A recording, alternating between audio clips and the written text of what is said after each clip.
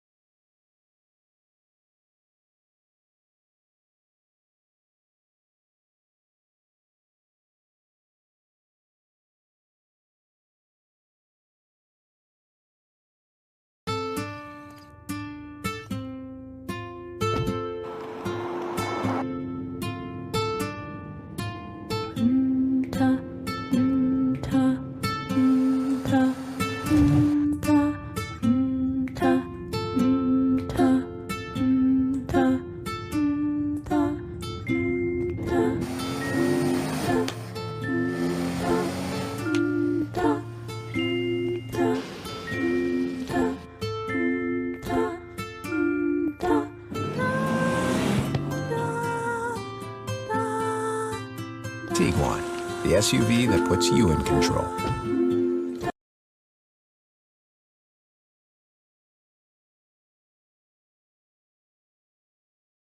Oops, had to unmute my microphone. How's everybody doing? Happy New Year, everybody. Sorry it's late. Had to work late tonight, but that's okay. Go and celebrate the new year. I want to wish each and every buddy a happy new year. Okay? And welcome to the show tonight. Right now it's 11:39 on the East Coast, so getting close to 2023. Boy, the years fly by, but it's good to see everybody. Um, I did it a little different tonight. I put the disclaimer out there and showed a little propaganda video. That's what people call it, I guess. But that was a nice little video. Uh, Very young interracial couple. Uh, and she had a dad that was a unicorn that thought it was cute, and yeah, very nice commercial. I embrace seeing that. um you know I'm all for interracial relationships, okay, and I'm for it when it's swirled to investment, when it's be done for love and the right reasons. And I always say swirl to investment. And if you don't know what that means interracial date to marriage, doing it the right way. Um, but I just thought I'd show you that video. Um, I got a video I want to talk to you about, and it's a short TikTok video. Um, and I want to talk about this, and and this year I'm praying that we see more interracial couples, more interracial marriages, more black women, white men opening up their options, and other non-black men. Uh, and the numbers keep increasing, and that's a beautiful thing. And instead of fighting it, we need to embrace it. Um, we found that you know through the years that interracial marriages between black women, white men are more successful than any other group, and we should embrace that. We should promote it. I mean, when something's working, you know, what do they say? When something ain't broke, don't try to fix it. Um, but I encourage that because you can get a blessing, from someone that don't look like you, someone that is from a different racial group or a different ethnicity. can have love for you. And why push that aside and just stay with people that look like us for, the race loyal thing. We've tried that through, you know, history in our country, and it, didn't work too well, separating ourselves from each other. We need to have a nation that's one nation, united, not separated. That anyway, um, but welcome everybody once again. Happy New Year. Um, hopefully, you guys are having a good New Year with families. Watching, I don't know if you're watching, the New Year celebration across the country. Um, they'll show it first in New York and then later on other places and then get to Los Angeles. And, you know, it's already the new year you know, in other countries right now. I think in the UK it's already 2023.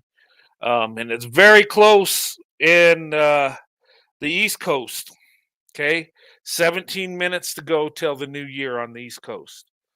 Okay. Where I'm at, we still got 2 hours and 17 minutes. So, and in California, 3 hours and 17 minutes. But anyway, I hope everybody had a good Christmas. I hope your holidays were nice. And anybody got any New Year's resolutions?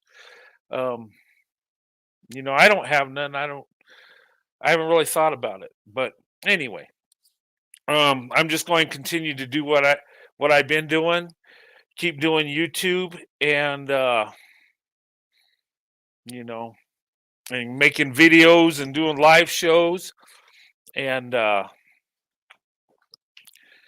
going to have fun tonight. And I'm not going to be on too long, but I will have an open panel if you want to come on. I will be doing a giveaway. I'm not going to tell you what it is, but if you answer 3 questions, you can win a little prize, just a little something, that I want to say thank you to each and every one of you. I can't give everybody something, but at least I'll give one person something. Okay. But anyway, we'll get to that point when we get there. I'm going to show you a video. Hey, Miss Anita, Happy New Year. Good to see you, young lady. There's a video I want to show you on Umar Johnson. Okay. We've talked about him in the past, and he talks about the snow bunny crisis. And it's a short TikTok, but I'm going to break it down and tell you what I think and why what he says is, a problem. Okay, in my opinion. And, you guys can comment too. Tell me what you think, and I'll talk about it. And if you want to come up and talk about it also, you can, whether you agree or disagree. But anyway, let me go ahead and put this up here. Let me remove that. But this is fair use. Okay. I don't know if I need to do that with a TikTok, but I just did it. All right, here we go. Dr. Umar. Okay, this is the Breakfast Club. You guys know Dr. Umar. I call him Dr. Delusional. But anyway, let's go ahead and hear this. Dr. Umar, you have a term called the snow bunny crisis. Yes, sir. Is this indeed a snow bunny crisis? Absolutely. This is the snow bunny crisis on steroids. Okay. Because it's adultery involved. Okay. What is the snow bunny crisis exactly? The Is it snow bunny kind of like crisis- bird flu? What's going on? Okay, the snow bunny crisis, right? Black men dating white women or marrying white women. But anyway, let's continue. I would say in the African American community is worse than bird flu. The snow bunny crisis speaks to a tendency of educated, well-placed, successful black men to date outside of the black community and more likely to date within the white community. Now, most black men are married to black women. I want to be clear. However, Yeah, he is right. Most black men are married to black women. which the marriage rates in the black community for black men is 30%. Okay. And black women's 27%. So the marriage rate is low. But yes, the ones that do get married, black people marry black people. And all races out there pretty much marry within their own racial group or ethnicity. Okay. But anyway, let's continue. However, black men date outside of their community more than the men of every other community put together, which obviously has drastic consequences for the. Okay, that's true. They do date and marry out than any other group.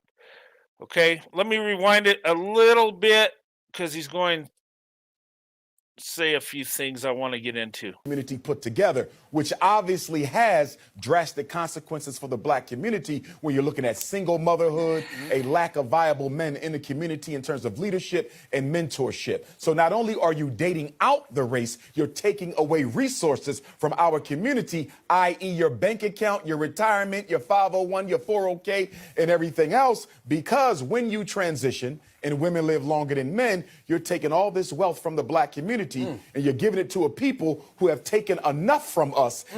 Okay, let me stop right there.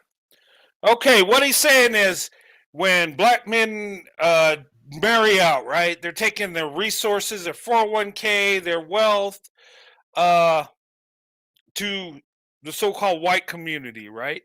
Well, okay, what if we flip the script on this? What if black women marry white men? Wouldn't they get the resources? Wouldn't they get the 401k, whatever wealth the guy has?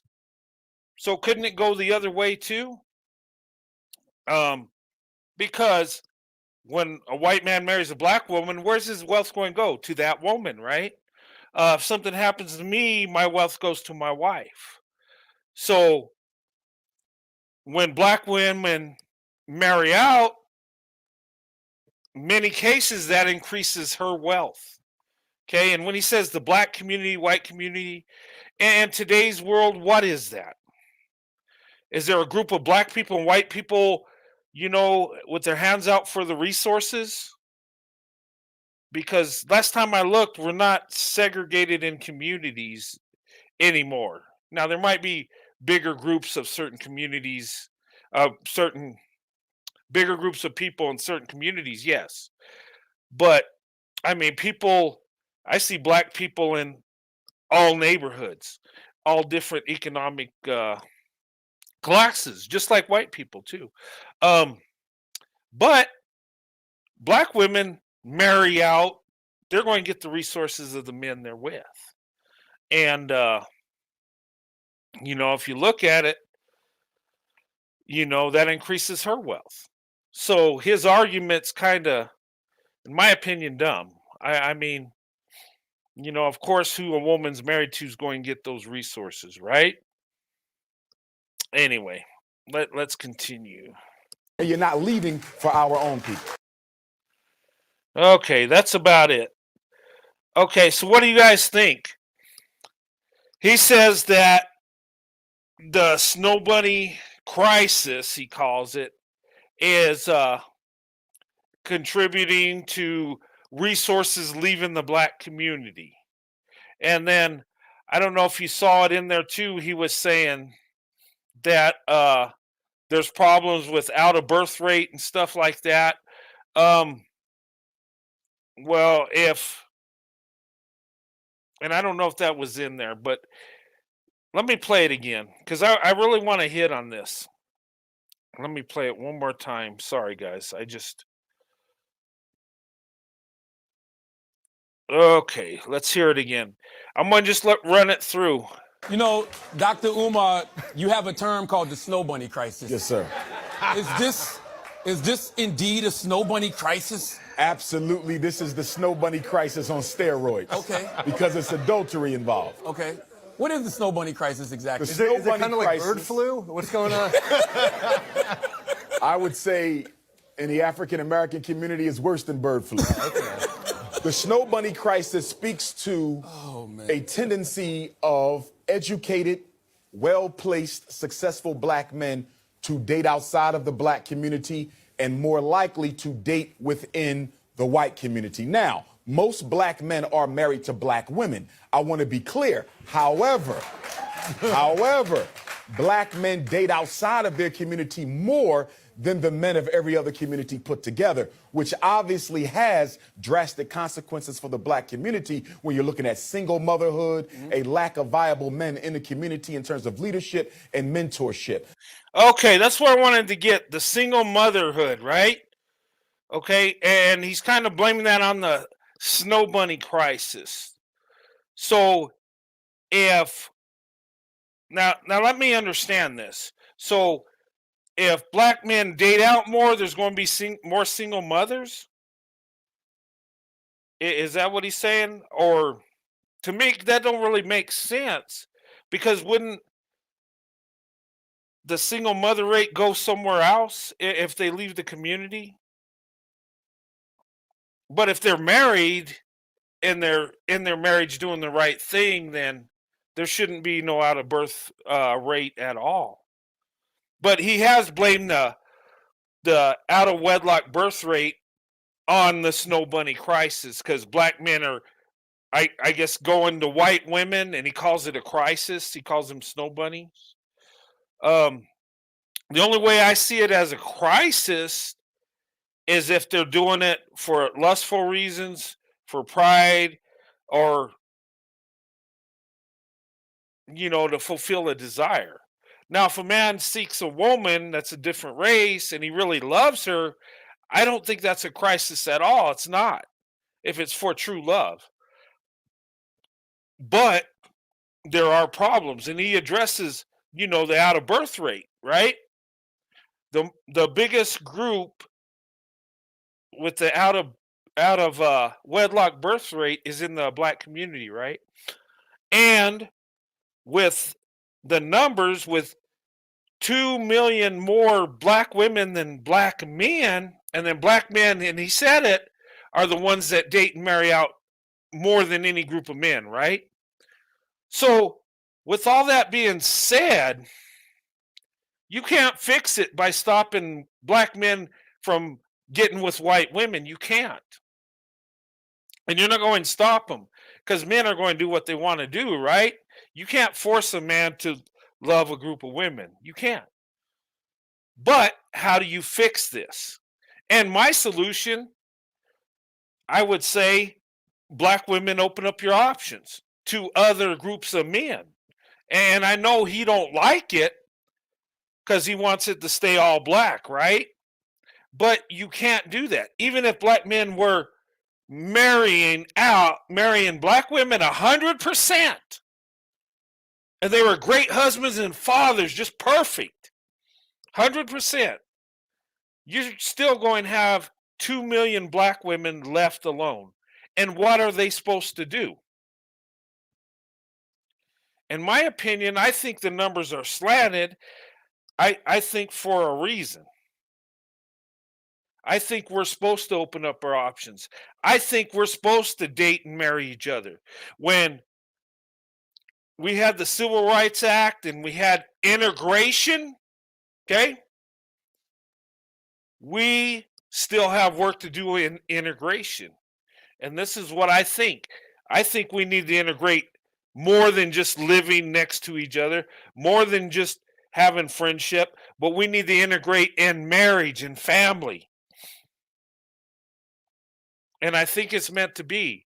And it starts with black women, white men. I believe that. They're the most successful. They're having the strongest marriages. And economically, they do the best too. And it's not because they're with the white man that's got all the power, like people would say, but you got two people that are strategic coming together, and you got two leaders out of their community. Of course, there's going to be success. Now, is there failure in this? Yes, of course. As people, we are corrupt. As people, we are flawed. Okay? So you're going to have problems. But the biggest success rate is black women, white men. Okay? There's over a 50% less chance of a divorce with a black woman, white man than a black woman, black man. Okay? So your divorce rate goes down over 50%, black women, when you marry a white man. And I know people don't like me saying that, but it's the truth. Now, when we take a black woman and white man marriage opposed to a white woman, white man, black woman, white men have a 44% less chance of divorce than two white people. And those are true stats. It's the truth. So actually, black women, white men, we're finding more success in marriage when we come together, more so than when we're with our counterparts within our racial group. Why is that? And there's a lot of components to it. I think it's because they're strategic. I think black women, white men, when they do come together, they've already been vetted in a sense. They've already been beat down, and society's, in a way, has tried to stop them from coming together within their relationship, within their marriage. So I think when they get to it, they're all in. And I think that's why it's lasting longer. And then plus, in the white community, white men are expected to perform. We're expected to make things happen. So are black women in their community. They're expected to make things happen. It's like in our communities, we carry it on our shoulders. So when we come together, we're both used to putting in the work. So we are having success. And that's a beautiful thing. And why would we fight it? Why would we be upset because people find love in marriage, regardless of what racial group they are, right? Don't we all benefit from strong marriage? Even if we don't know the people around us? Yeah, it benefits us all. And also, it affects us all when people don't get married, have children out of wedlock. It affects us all as a society. So your actions actually affect people around you. Now you say, well, how would that affect me if I don't know them? Okay, let's say they get married, they have kids, right? There's a family structure there. Their kids become productive citizens. They're family orientated, their community is safer. Now, if you just have mom at home and you're struggling, you're starting out, two steps behind before you even get going. So that could lead to problems. And when people have problems, guess what? It bleeds into society. It's like when you commit a sin, it don't just affect you, it affects everybody around you, right? Same thing. But anyway, let me get this guy off here. But he blames a lot on the snow bunny crisis. Okay, it's not the snow bunny crisis. Okay, it's men's character. And when we have a problem in society, it's hey, Happy New Year. Oh man, I got to talking and I missed it. 1 minute over. It's 2023 on the East Coast right now. Eastern Standard Time, it's 2023. Central Time Zone, you still got about an hour. Where I'm at, we got 2 hours. California's got 3 hours. But Happy New Year, everybody on the East Coast. Everybody else, you're going to have to wait. But Happy New Year. Yeah, that's awesome. I hope everybody's having a Happy New Year.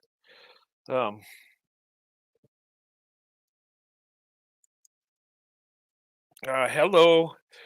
But look at the stats. And, the thing of it is, I think the way to fix society is through marriage, through family, getting back to the basics. And I do believe black women, white men play a part in this.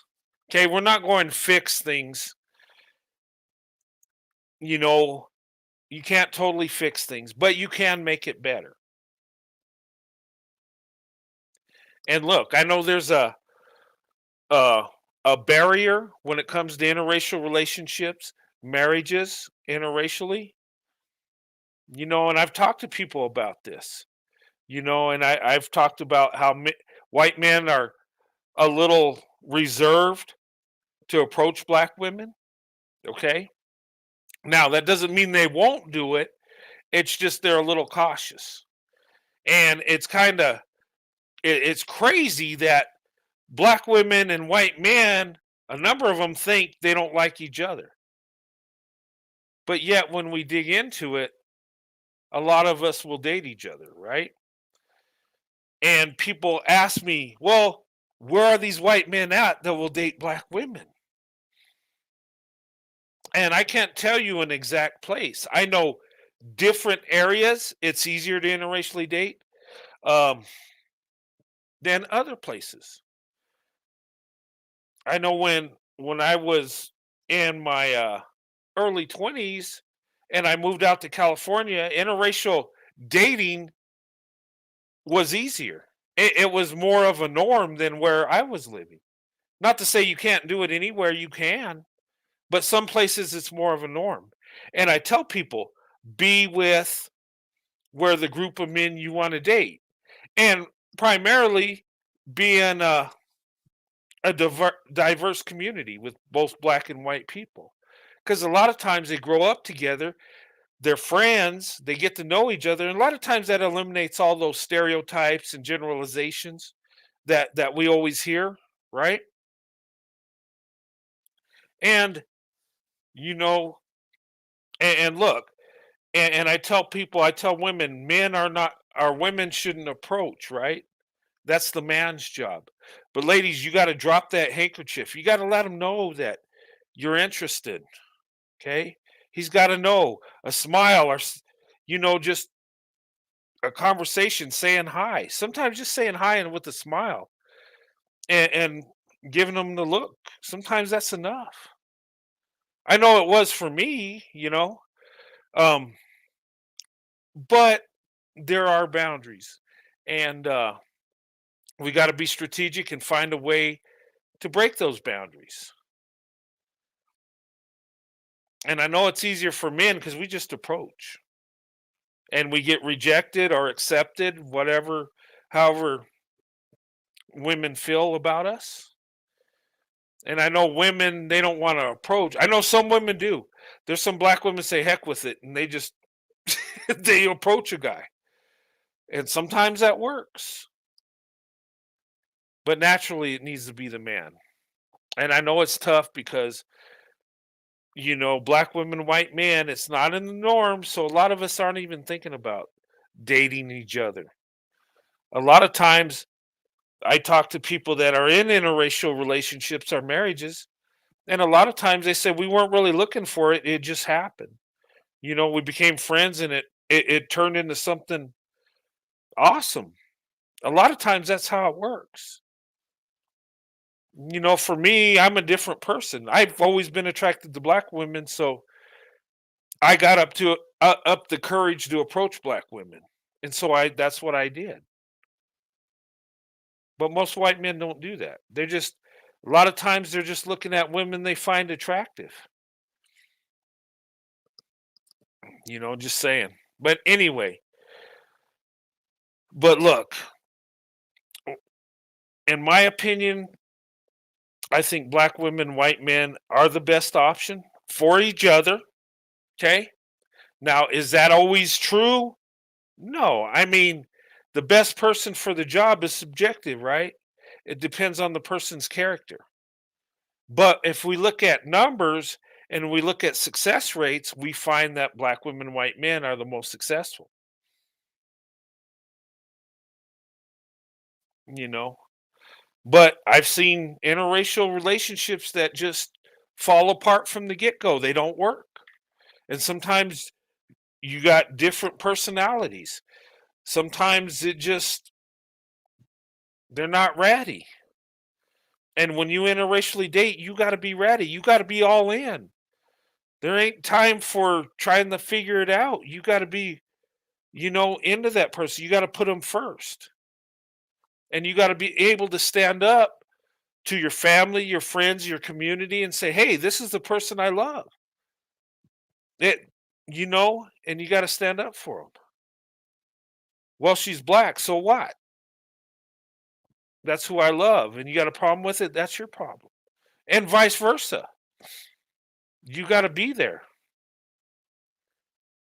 You can't just, let's see if it works. No. But anyway, the bottom line is, what do you want, ladies? Do you want to be in a relationship? Do you want to be in a marriage? Do you want a family? And do you care what the race of the man is? Do you care how he looks? Do you care if he's white or black or, A lot of people, that's a big thing. There's people that won't interracially date or marry no matter what. They just want somebody that looks like them. And look, you can have a preference. Nothing wrong with whatever preference you have. But when we look at the numbers, we look at the marriage rates, black women right now, according to the numbers, says 73% of black women are not married. 73%. So that means 27% are.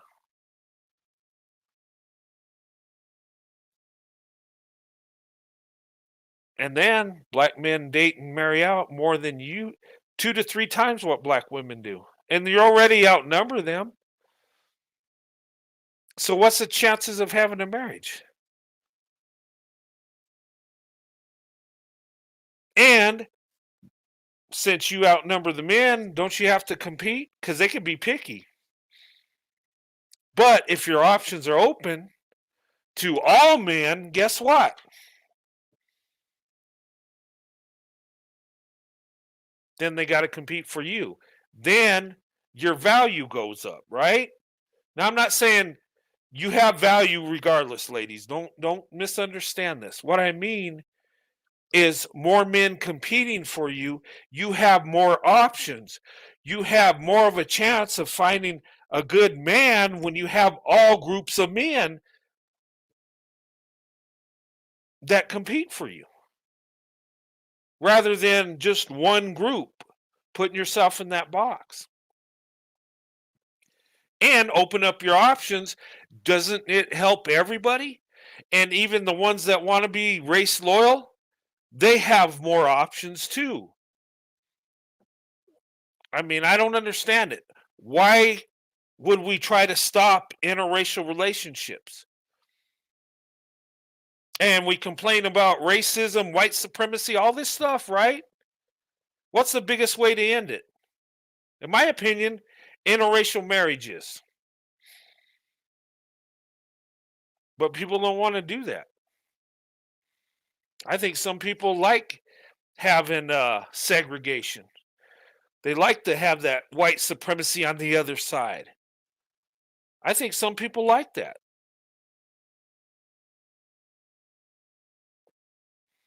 I think some black men love to keep black women in that box, because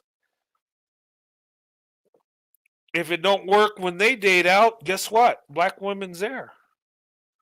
I've even heard black men say this. I've heard black women complain about this. Like, what are we? There when it don't work out wherever you go? Why not get with a man that puts you first, that wants to be with you? Black women was always my first choice. It wasn't. So wouldn't you want a man that you're his first choice? And I tell guys too, get with the black woman that puts you first, that wants to be with you. Don't get with one because it didn't work out with the black man, so she's going to try to be with you, because then you're just the fallback guy. Don't have time to be the fallback guy or fallback woman. No. If you're not first, you don't need to be with that person. Because when you're married and when you're in a marriage and you're not first, your marriage won't last. You have to be first. You have to put each other first. But I look at the numbers and I'm like, wow, if black women, white men marriages are successful, when we look at it statistically, shouldn't we do this more often? And if nothing else, shouldn't people study that and figure out what's working so other groups of people can have that success?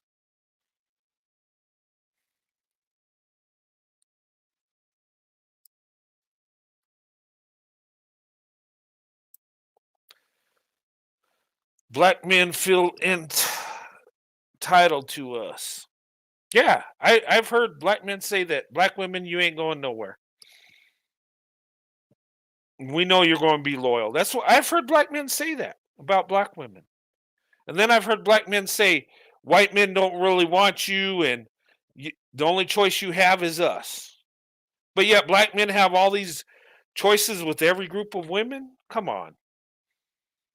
Black women, you have more choices and you have more value than you even know. And it's time you put yourself first. But anyway, it's time, just think about that. What do you want? Do you want a marriage? Do you want a family? Do you care what the man looks like? I mean, of course you want an attractive guy, right? But do you care if his skin's light, dark, or what? Are you worried about how your kids are going to look? And I ask this because a lot of people, it's an issue to them. For me, I don't care if my kids are light, dark, or whatever. I don't care what my grandkids look like down the road. All I care about is that they're happy, successful, and good people. That's all I want. But I don't worship my skin tone either. I just happen to look that way because the genetic information I have makes me look like this. That's all it is. It don't define me as a person. What's in the heart defines me as a person. The choices I make determine my character. Whether I do what's right or wrong when nobody's watching, that determines my character. The choices that you make in life define you as a person, do they not? If you're a good man or woman and do good things, you'll be called that. If you steal, you'll be called a thief, right? If you abuse women, you'll be called an abuser. Or you know what I mean? But that entitlement thing, look, people don't belong to other people. You belong to yourself. And whatever you decide is up to you. Don't let a group of people decide your destiny. Don't let a group of people determine who you date and who you marry. It's not your job, ladies, to lift up your community, your family. It's your job to do what's right for you. Now, when you get married and stuff and have a family, yeah, that's your job to be the best wife and mother, right? Just like men to be the best husband and father. But till we get to that point, it's up to us. You choose your path. What's best for you? I could tell you stats. I could tell you what I think's best. But really, you have to figure that out.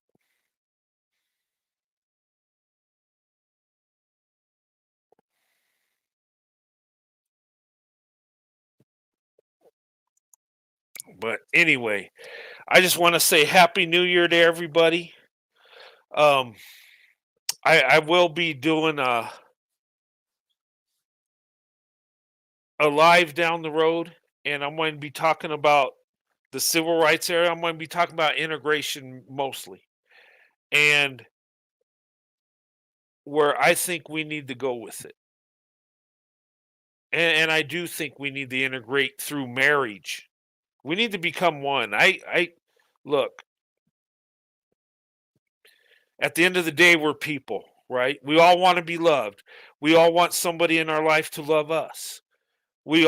Most of us want to have a family, want to have children.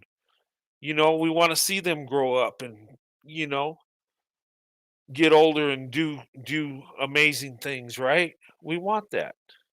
We want a stable family structure, right?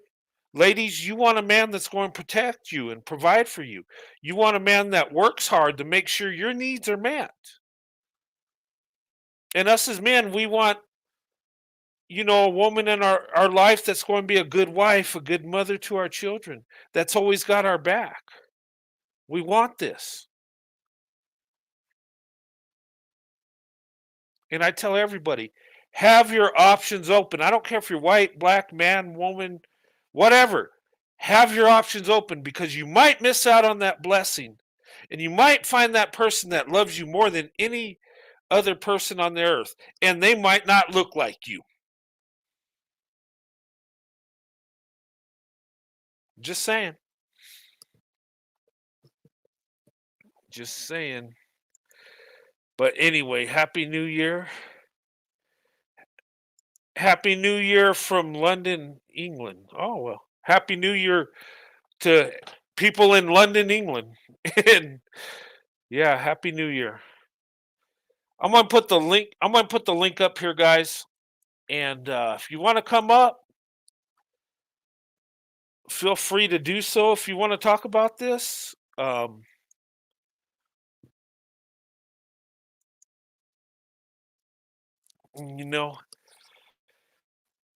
And I want to apologize for the internet. I'm working on it. I'm going to be getting a new router and stuff. I'm upgrading everything. So I know it might be choppy at times, but I'm fixing that. But anyway. But if you want to come up, there's the link.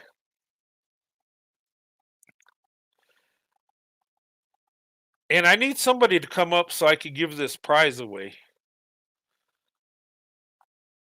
But if nobody wants it,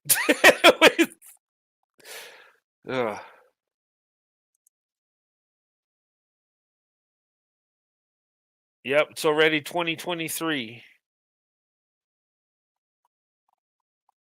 Oh, let me put the link back up there. But what do you guys think? Do you think that if black men stop dating white women, that would fix everything? Oh, hey, creating one. Hi, Brett. Happy New Year to the East Coasters. Hey, Happy New Year. Hey, remember I said when you come up, I'm going to give you a prize? Yes. I'm not even going to ask you a question because you came up. And I feel in the New Year mode. Oh.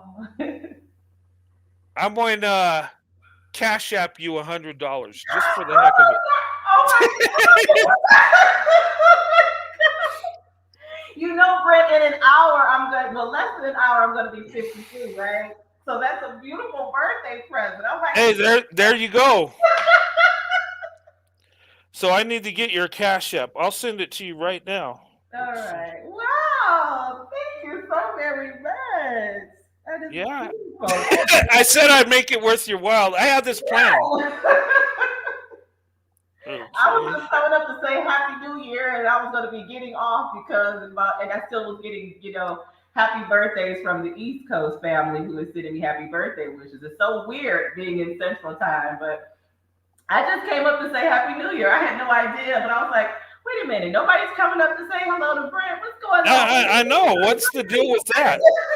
I just wanted a little company. Okay, let's see. Creating one, is it? I'm trying to find it. Are you looking for my email? Oh, your Cash App. I was going to send my Cash App. Okay, you want me to type it in the private chat? Yeah, Okay. yeah, and I'll send it, and then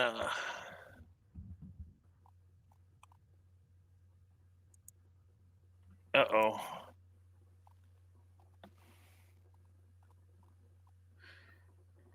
Yeah. Okay,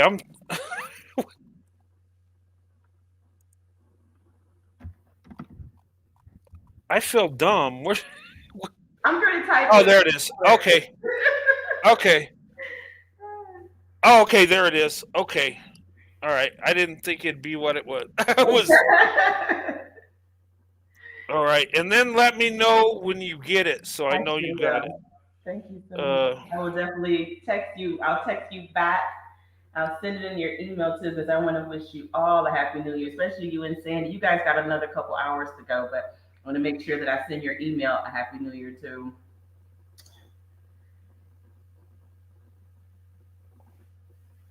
T.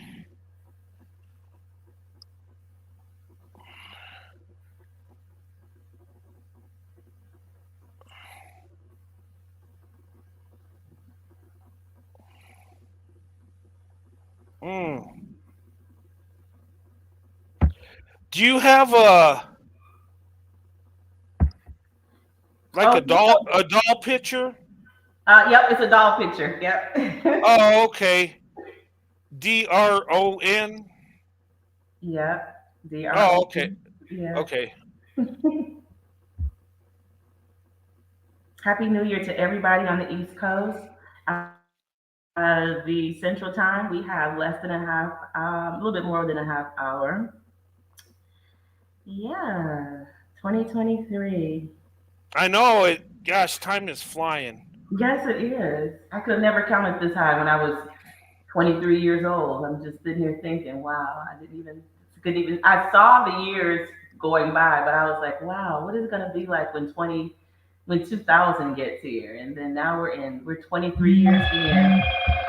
Okay. Did it go? Yep, I got Roadrunner 89. Yep, I got it. You got it? Yep. Okay, there you go. Happy New Year. Thank And what a beautiful birthday gift. Yeah, happy birthday. I'm glad I could do that. You know what? I was planning on doing this. I told my wife, I said, you know what? I'm going to ask people some questions, and I'm going to just, whoever answers, I'm going to give them $100. But since you were the only one that come up, you don't even have to answer nothing. So, but yeah, I'm glad it was you. And you've been supporting my channel, so big love to you. You were practically. I was like, okay, let me get in. I'm gonna get in because I know Brent's probably gonna check out because he's winding down. So I'm just gonna come in and say Happy New Year to everybody, and I'll see everybody. And wow, awesome. So happy birthday, and I don't get on YouTube a lot, but I do watch your channel every now and then. Thank you, I appreciate that. And hey guys, and Creating One has an awesome channel, and she's doing very well. So check her out, and subscribe to her channel. I'm so excited. I just hit 2K just before Christmas. Nice. Hey, that's awesome. I know, right? I'm like, people actually are interested in what I have to say. That's awesome. I know. It's funny because I remember when I started, I did videos. I would go in the back room. That's how I started.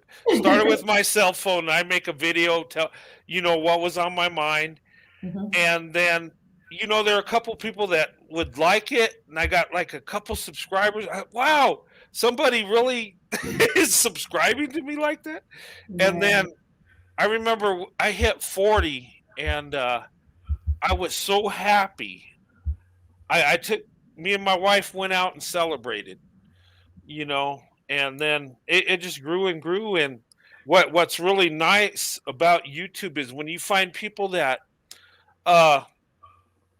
believe like you, and and they don't agree with everything you do. We all have our differences, That's but right. just, Right. but that we could come together and talk about different issues and have a good time, and that's what it's all about. And this this last year was awesome. I tell you, from that first video I made, and that first one, I don't know if you remember, my first one was I talked about black women's hair, the hair the Yeah. hairstyle that I like. I was talking about how I like braided hair, and my wife was getting her hair braided that night, and I made a video, and people liked it, and then yeah, that was the very first one. I still got it up there, but yeah, and my thing is as we move along, I want to promote interracial relationships, marriages, and I like showing people my life with my wife Sandy. We've been married over 28 years now. May 19th will be 29 years. So, Yeah. and we've had a successful marriage. When people, I remember back in '93, they were like, "No, it ain't going to last. No, what are you doing?" People tried to talk me out of it. Look, she's nice, but our cultures are too different, and people ain't going to like it, and it ain't, you're going to have problems. And I look back at that, and it's like all the things they said to me was the opposite. Yeah. I mean, there was haters along the way, sure, but I mean, it worked because it was meant to be. And it's nice looking back, and people say, "You know what? You were right." I remember my grandmother before she passed, because she wasn't for it. She said, "Hey, it ain't going to last 6 months." And before she passed on, she says, "You know what? You and Sandy, you did good." And she said, "You got a good wife, and you were right, and I was wrong." And she said, "You're an exception to the rule." And I was like, "No, me and my wife are the rule." See, people don't understand. They think that our marriage works because we're an exception to the rule. No, we're actually the rule. When you look at it statistically, we're actually the most successful marriage group.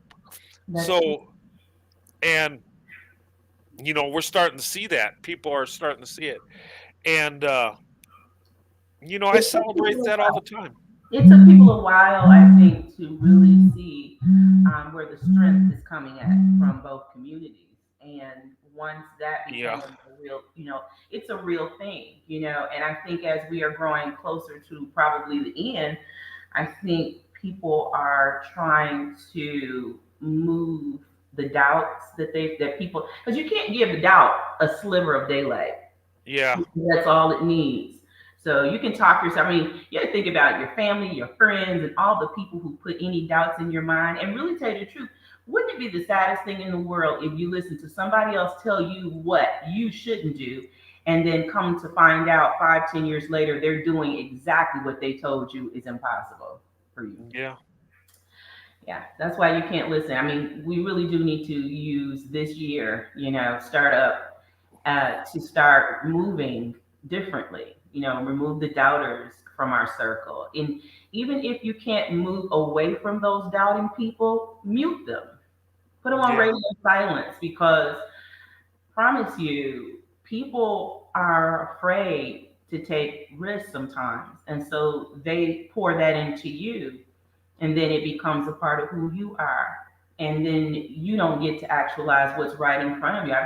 Many friends, I'm pretty sure many people have talked themselves out of the blessing. They've had people come into their lives, and then they let the doubt start to manifest and come and turn into something that literally destroys the most beautiful gift that they've been asking for. Yeah. And I've known a number of people that have been talked out of that blessing. Mm-hmm. I've talked to black women that say, "You know what? This guy really loved me. He was there. Mm-hmm. And I wanted to be with him, but I just didn't think it'd work. So I broke it off." And the other way around, this guy at work, he's like, "Man, there was this black woman that really liked me and we had fun, but I just didn't think it would work. Yeah. And they regret it later on. Yes. And I tell people, don't let nobody control you. This is your life. But just make sure when you're with that person that you love them more than anything. Right. And what I mean is, if that person you're in a relationship with is the most important person, Right. especially in a marriage, that woman is everything. That is your wife.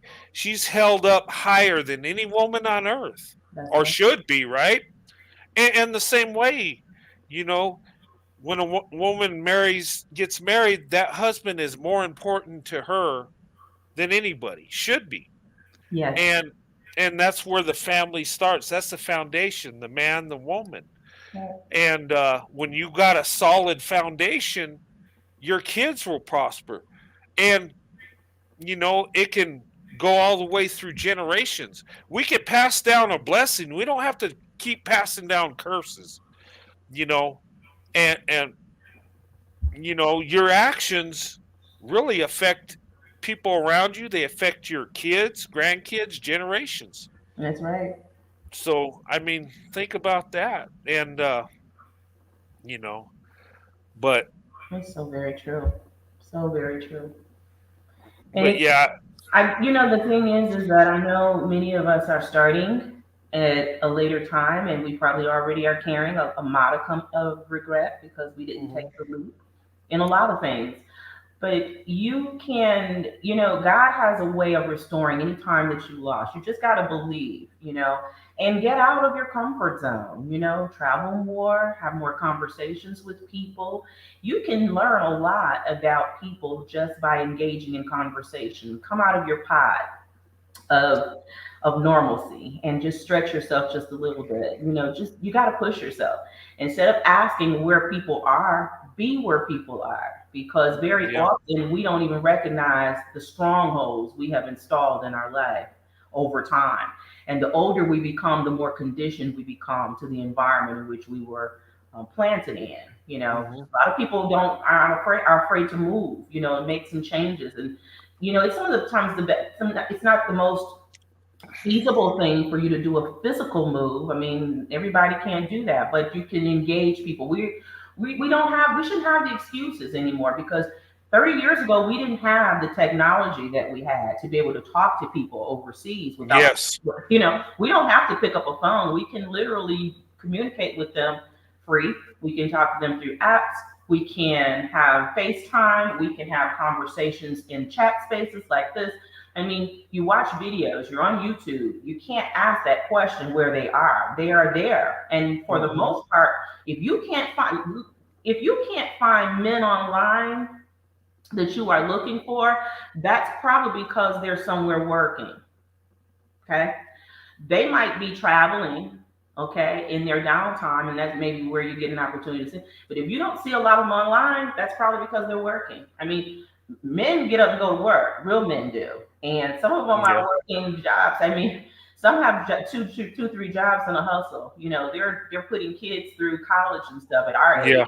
And praying for marriages and weddings and stuff. So they're working. They don't have time to be loafing. Many of them off on social media. That doesn't mean they don't have time to kind of step in sometime, but you won't find them because social media takes up a lot of your time, as you already know. Those of us who are able to do it, we do it in our free time, but their free time might be spending time with their family, their friends, their children, their grandchildren, or whatever. And like I said, by the time you get to our age, 50s, you got grandkids for most of them. You got grandkids. And you're trying to even help some of them. I got great nieces and stuff that I, am still help. I help, and nephews and stuff. I don't know how I'm able to do the stuff that I'm able to do with the opportunity of time that I have. But when you commit yourself to something like work and family, it shows. And you want someone who has those kind of values, right? You don't want someone who loafs off their time and complains, sitting in a bed where talking about, woe is me and I don't have this. You want someone who gets up and makes things happen. You definitely do. Yeah, exactly. And and another thing too, you know how you're talking about, sometimes we miss out on that blessing, and a lot of times God will give it to us again. Yes, you will. And look, it's never too late to get married or No, it isn't. start a family. I mean, I see people, you know, interracially marrying. I'm seeing older people doing it now. I'm seeing, like at church, I see like interracial couples, like they're up in age, they're widows, but they come together and they find that companionship, and that to me that's a beautiful thing, because when older people can do that, hey, that shows that we're kind of coming around. Yes. We're not there yet, of course not. Will we ever get there? No, but we could get closer. Yeah. And seeing that, and we're seeing more interracial couples. Me and my wife are amazed. I don't know, we're kind of crazy with that, because we remember when we got married, when we were dating, when we got married, and we stuck out Hmm. because it wasn't in the norm. It wasn't very And, fun. and now you're seeing it more often. Yeah. You go out to eat, you see it all over the place, and it's growing. Yeah. Yeah. And There are a lot of people will talk you out of it. I mean, oh yeah, the thing is that I'm pretty sure I have plenty of people that I can probably bring into that form of people who, because very odd. Like I said before, I had a friend back in the '90s, and he used to say all the time that his brother, his brother married a white woman, he had kids, family, and everything. uh-huh. And his brother, as he got older, was telling him that, the most comfortable time that he has to himself is when he's got his headphones on, he's cutting grass. And he's just a friend. And I said to him, I said, you know what? Marriage isn't for everybody. I said, but imagine for a minute if your brother is sitting looking at you and thinking, wow, if I only had the gird in my loins to date interracially, he might be living with a lot of regret. And you have to be very careful with the people who live with a whole lot of regret being around them, because you will start to take on their thought process. Some people, I'm telling you, there are some people that they are closer to their blessing than they actually want to believe, but Yeah. often they allow other people who have doubts put that into them. And next thing you know, like I said, you don't want to be that person who takes, counsel from a doubter, and that doubter ends up getting your blessing, or actualizing something that they literally told you was impossible for you. Yeah. You know what? I've seen that, and I've experienced that. Like when I was dating Mhm. back in the day, um, I was in a pretty good relationship, which I thought, and it's like she just kicked me to the curb. And I know it was outside influence, like, this ain't going to work, that type of thing. Right. And I mean, and if somebody's able to be talked out of being with you, you really don't need them, but it's sad. It is It's, sad. and people regret it later on. And I tell people, and look, it's not uncommon. Mhm. I talk to a lot of people like that. Mhm. Oh, I should have, I should have, you know, I should have built a bigger relationship with her. I should have stayed with her because she treated me well, or he did, or and yeah, Yes. and people influence other people. We do. We influence each other, Yes, we do. but don't let that negative influence, take away your blessing, take away what you want out of life. That's right. Because at the end of the day, you got to live with that choice. And when you're brokenhearted and you're alone and wish you were with that person, The one that talked you out of it ain't going to be there for you. No. And they're not going to be there to comfort you or help you get back on your feet or find somebody. No. They might not even remember, they might not even remember that they threw the doubts at you, because sometimes when we're in our feelings about something, we say things and we don't realize how those words penetrate the ears and the spirits of other people, but we just randomly spitballing. So you definitely want to make sure that you do not take it too personally, because sometimes people are just really they're thinking about themselves. You can remember, people are not measuring you by your ruler. They're measuring you by their ruler. Okay.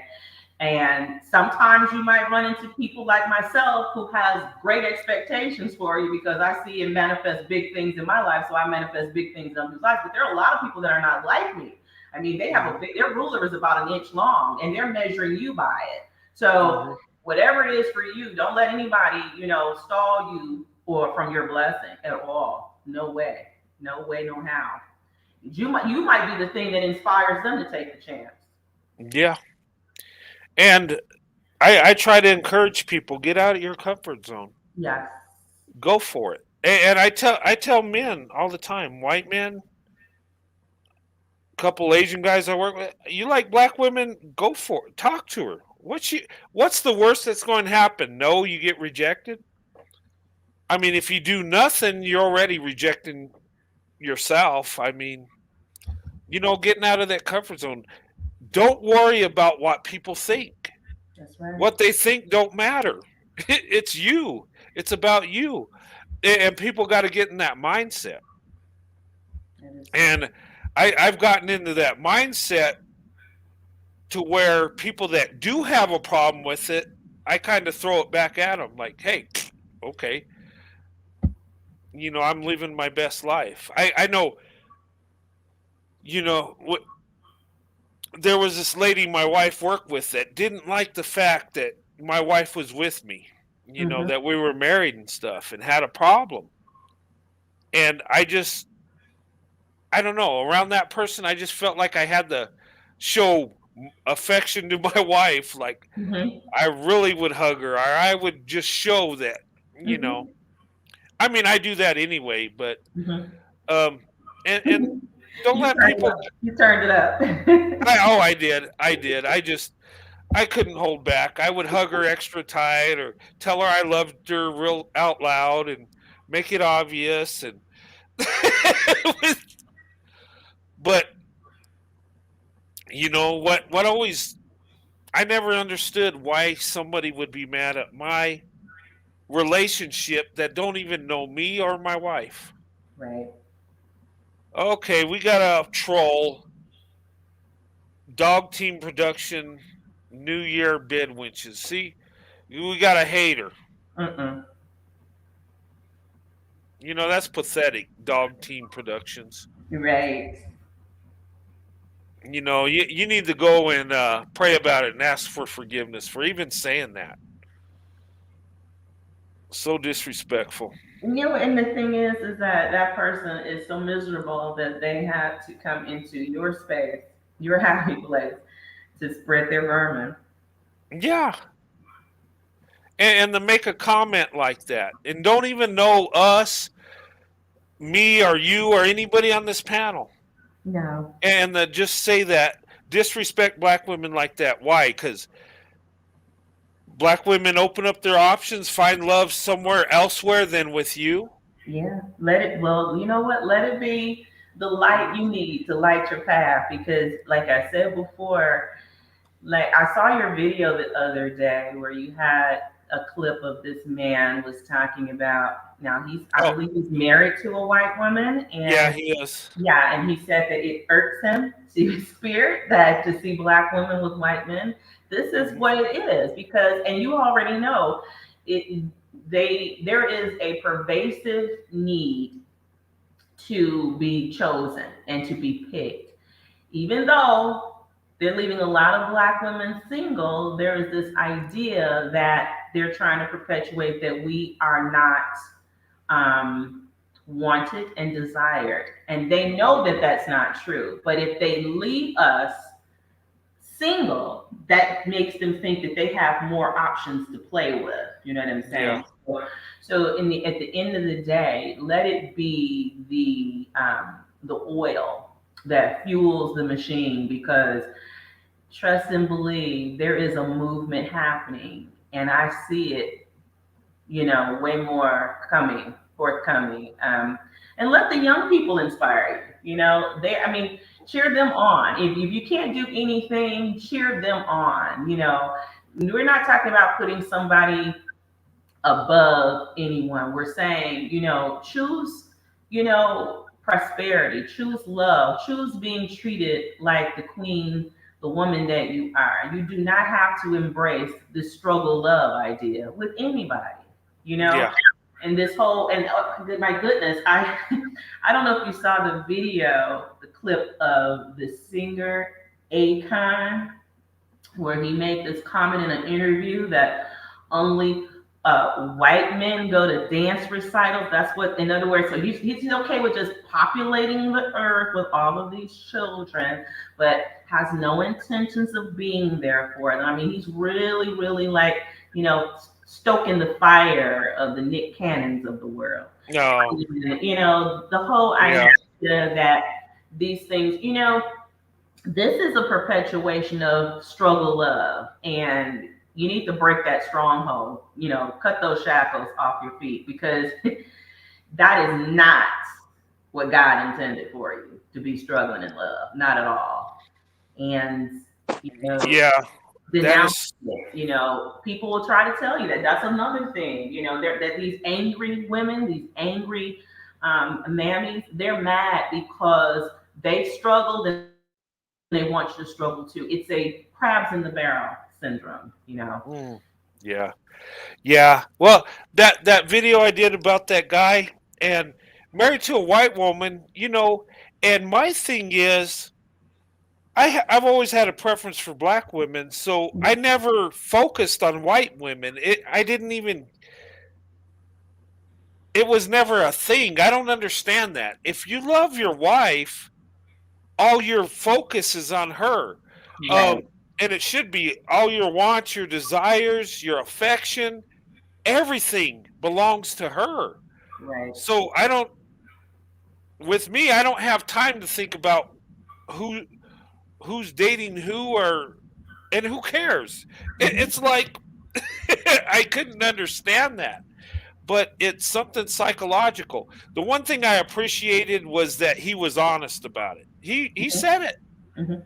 And I would say you probably need some therapy, because you don't need to go through life like that, because you'll take the energy and the desire you have for your wife and focus on another woman. Mm-hmm. And that's not healthy. That's not good. Right. Yeah. Hey, Hey, Sweet Tea. Happy New Year's, y'all. Happy New Year. Hey. You know what? I'm glad you brought up that conversation, because there was so much going on with that Akon interview. And it's just the repeat of the same thing that they've been saying. And they're just hoping to spread the message to anyone that will listen. Mm-hmm. And it's really irresponsible. It's really irresponsible. The lowest group of people should not be the ones trying to have the most babies. Right. The ones with the lowest moral compass should not be the ones trying to direct the population and trying to say how a family structure should be. That's outrageous. And what you said about the recitals is spot on. There was something in his voice that there was disdain there. Like, why is a recital a white man's thing? Why is it that a Black woman developing herself through dance and ballet and arts a bad thing? Why should that not be supported by, quote unquote, the most active fathers? Right. Yeah. Why was that a whole issue? And that just shows how they view women, and it's it's so insidious that it's normal. Yeah. It's so insidious that it just flows into their conversation, and it's so emboldened because they've been doing it for so long. Yeah. It's crazy. Yep. I might have to watch that interview.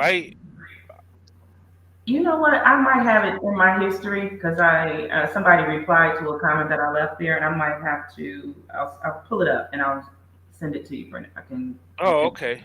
Yeah, because that's the first I heard about it.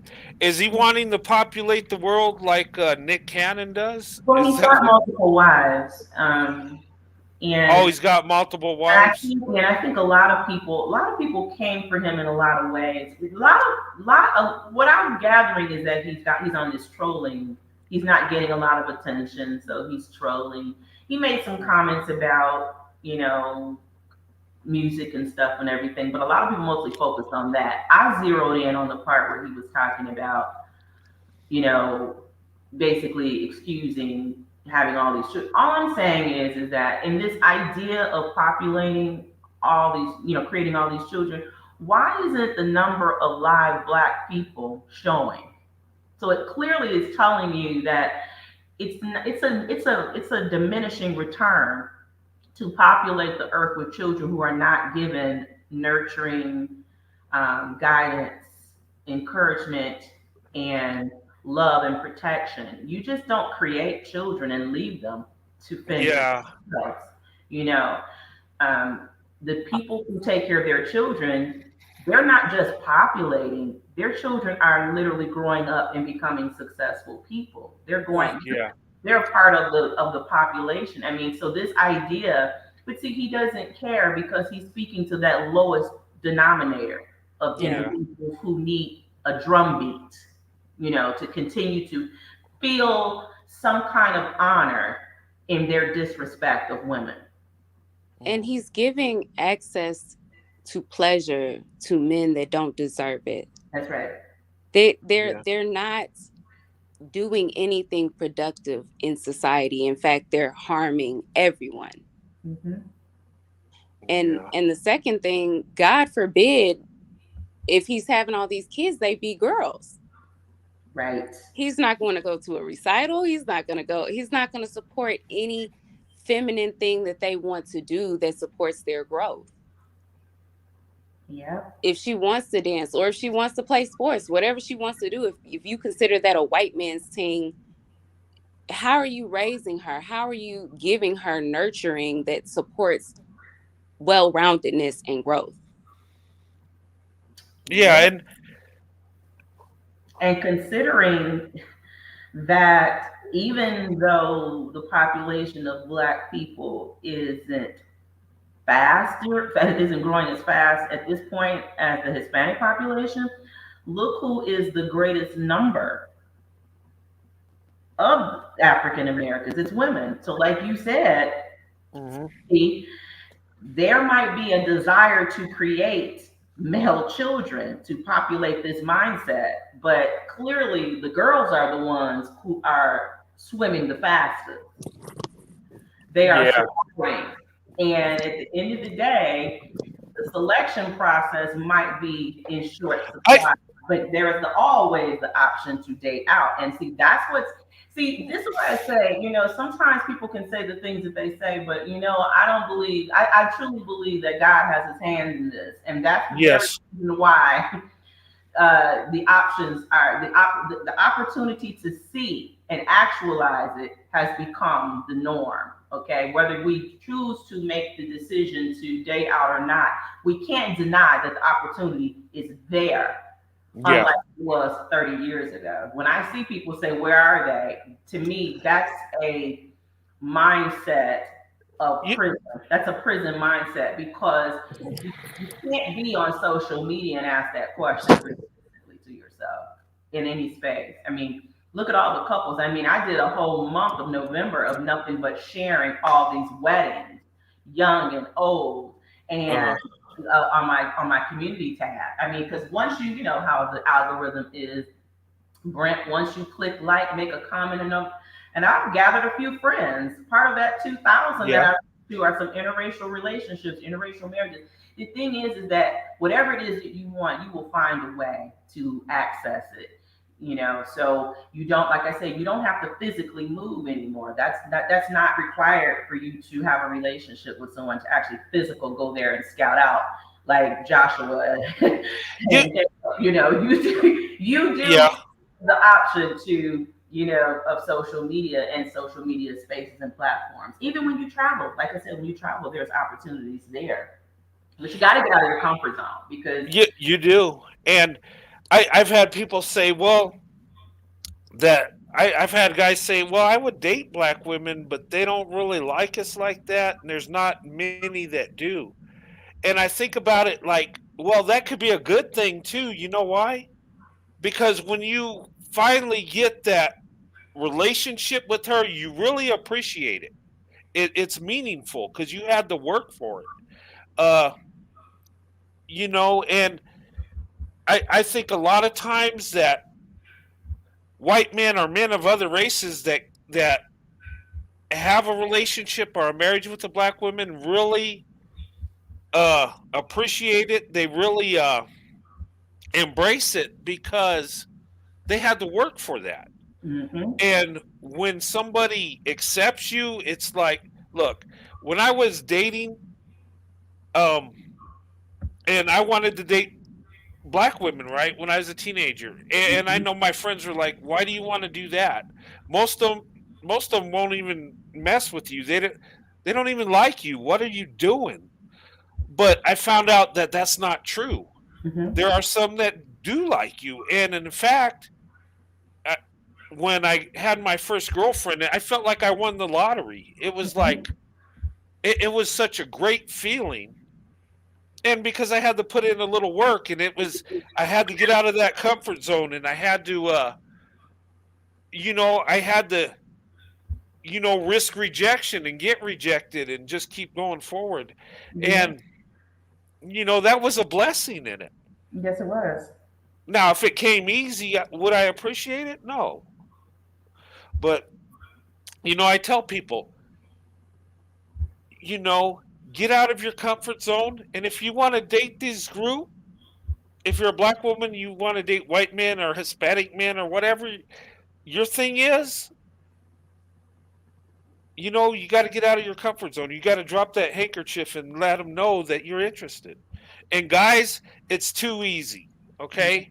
I know nobody wants to get rejected. You don't want to be embarrassed, but you got to do it. And once you just do it, you'll find that your life's much more pleasant. Yeah. I'm just going to say that. Yeah. But anyway, sorry, I'm getting winded. DK, how's it going? Hello, DK.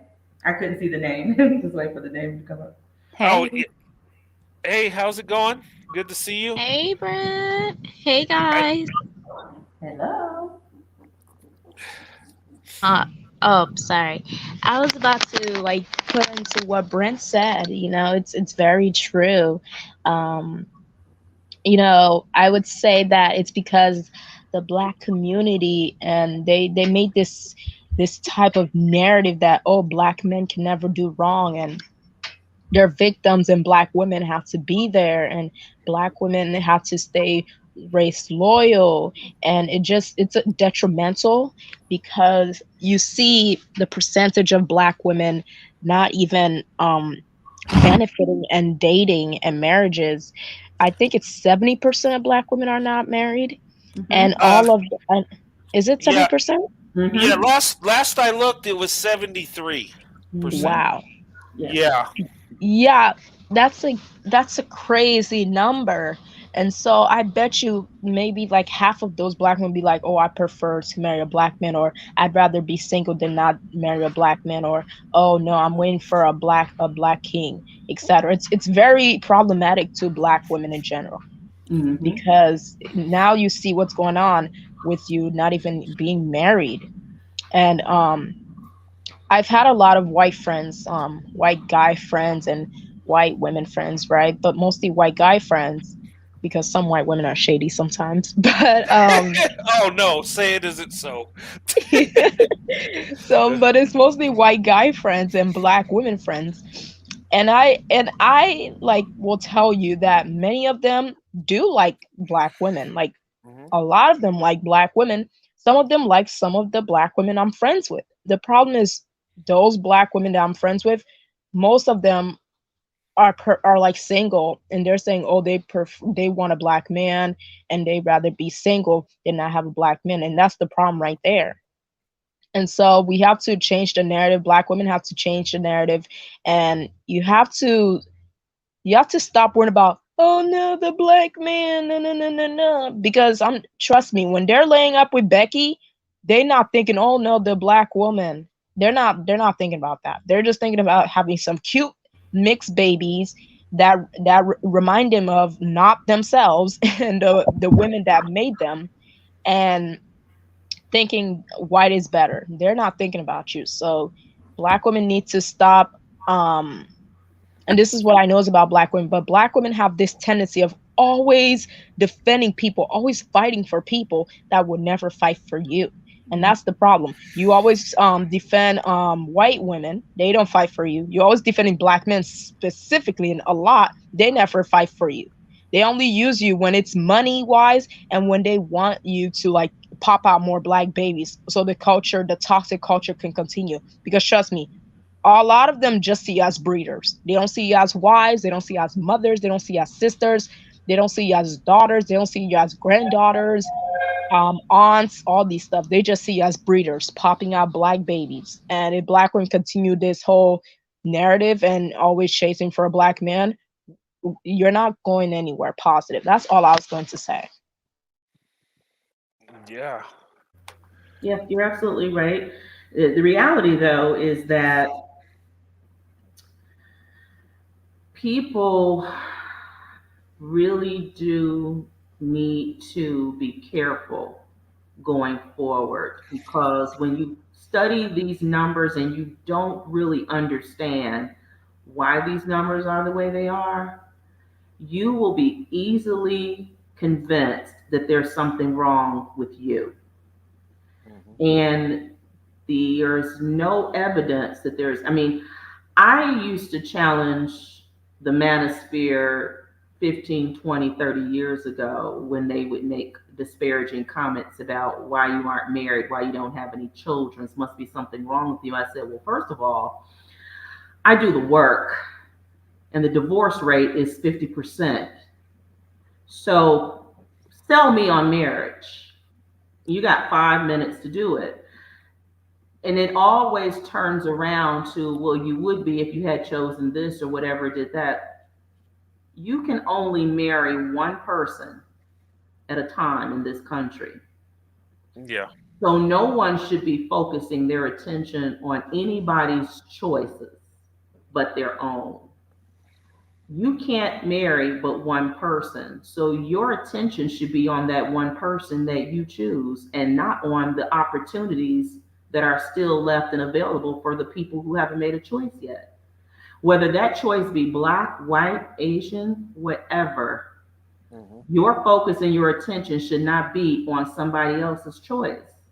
Keep your eyes on what God has in store for you. You're distracting yourself. Who gets on social media married and trying to tell someone else who they should be married to?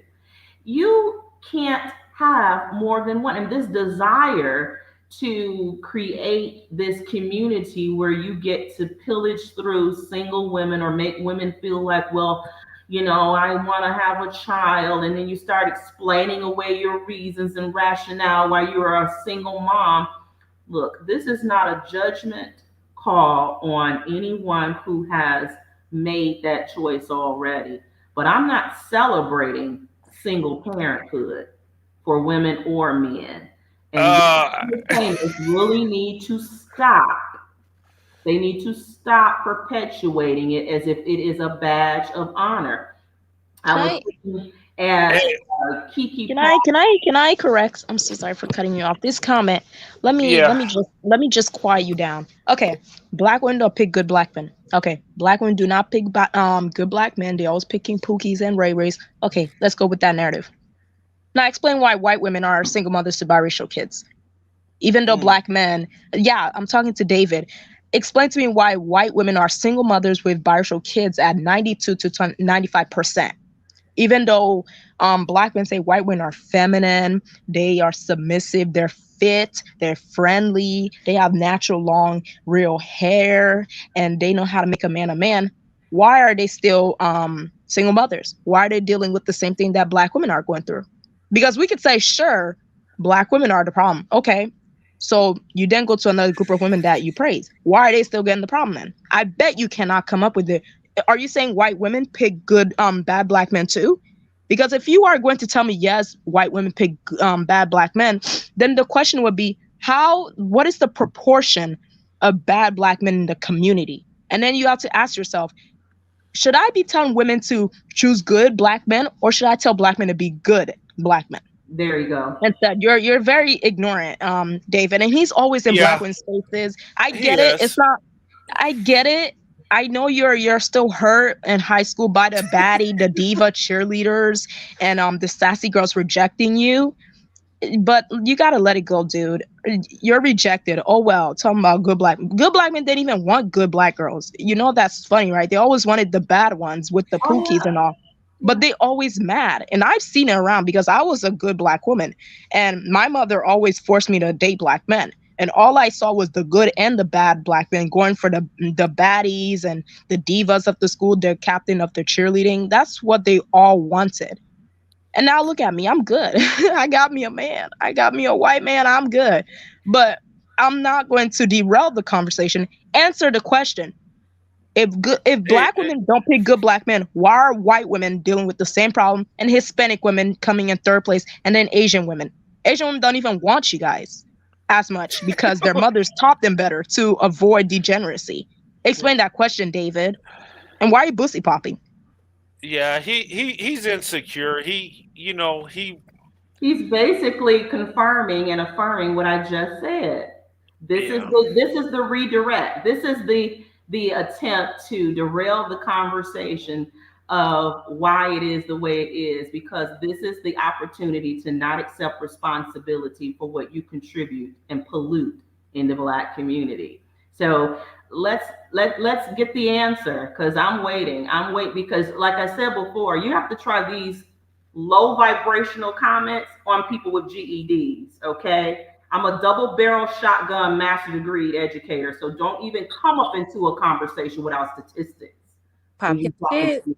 Yeah, well, I think he's working on his GED, and you better talk your talk and run them credentials. And if he wants to do statistics, I am currently like in college right now, and one class that I need for a certain degree is statistics. I need to pass statistics. Like they give 2 parts of statistics, and I repassed the first part. And so I know my statistics. If you want me to drop statistics on you, sure, I will do that. But he still haven't answered the question. Why are white women single mothers with biracial kids? And don't believe me? Ask Obama. Ask Drake. Ask Doja Cat. And you know what? They're more single mothers than black women. So it just shows that these dudes, their character don't change with different women. They get the same black man. The same black man. And you know what? Us white men, we get the same black woman. The one that's loyal, loving, supportive, nurturing. We get the same. You benefit. We do. Yep, you benefit, and you'll keep winning because you know what? You've recognized.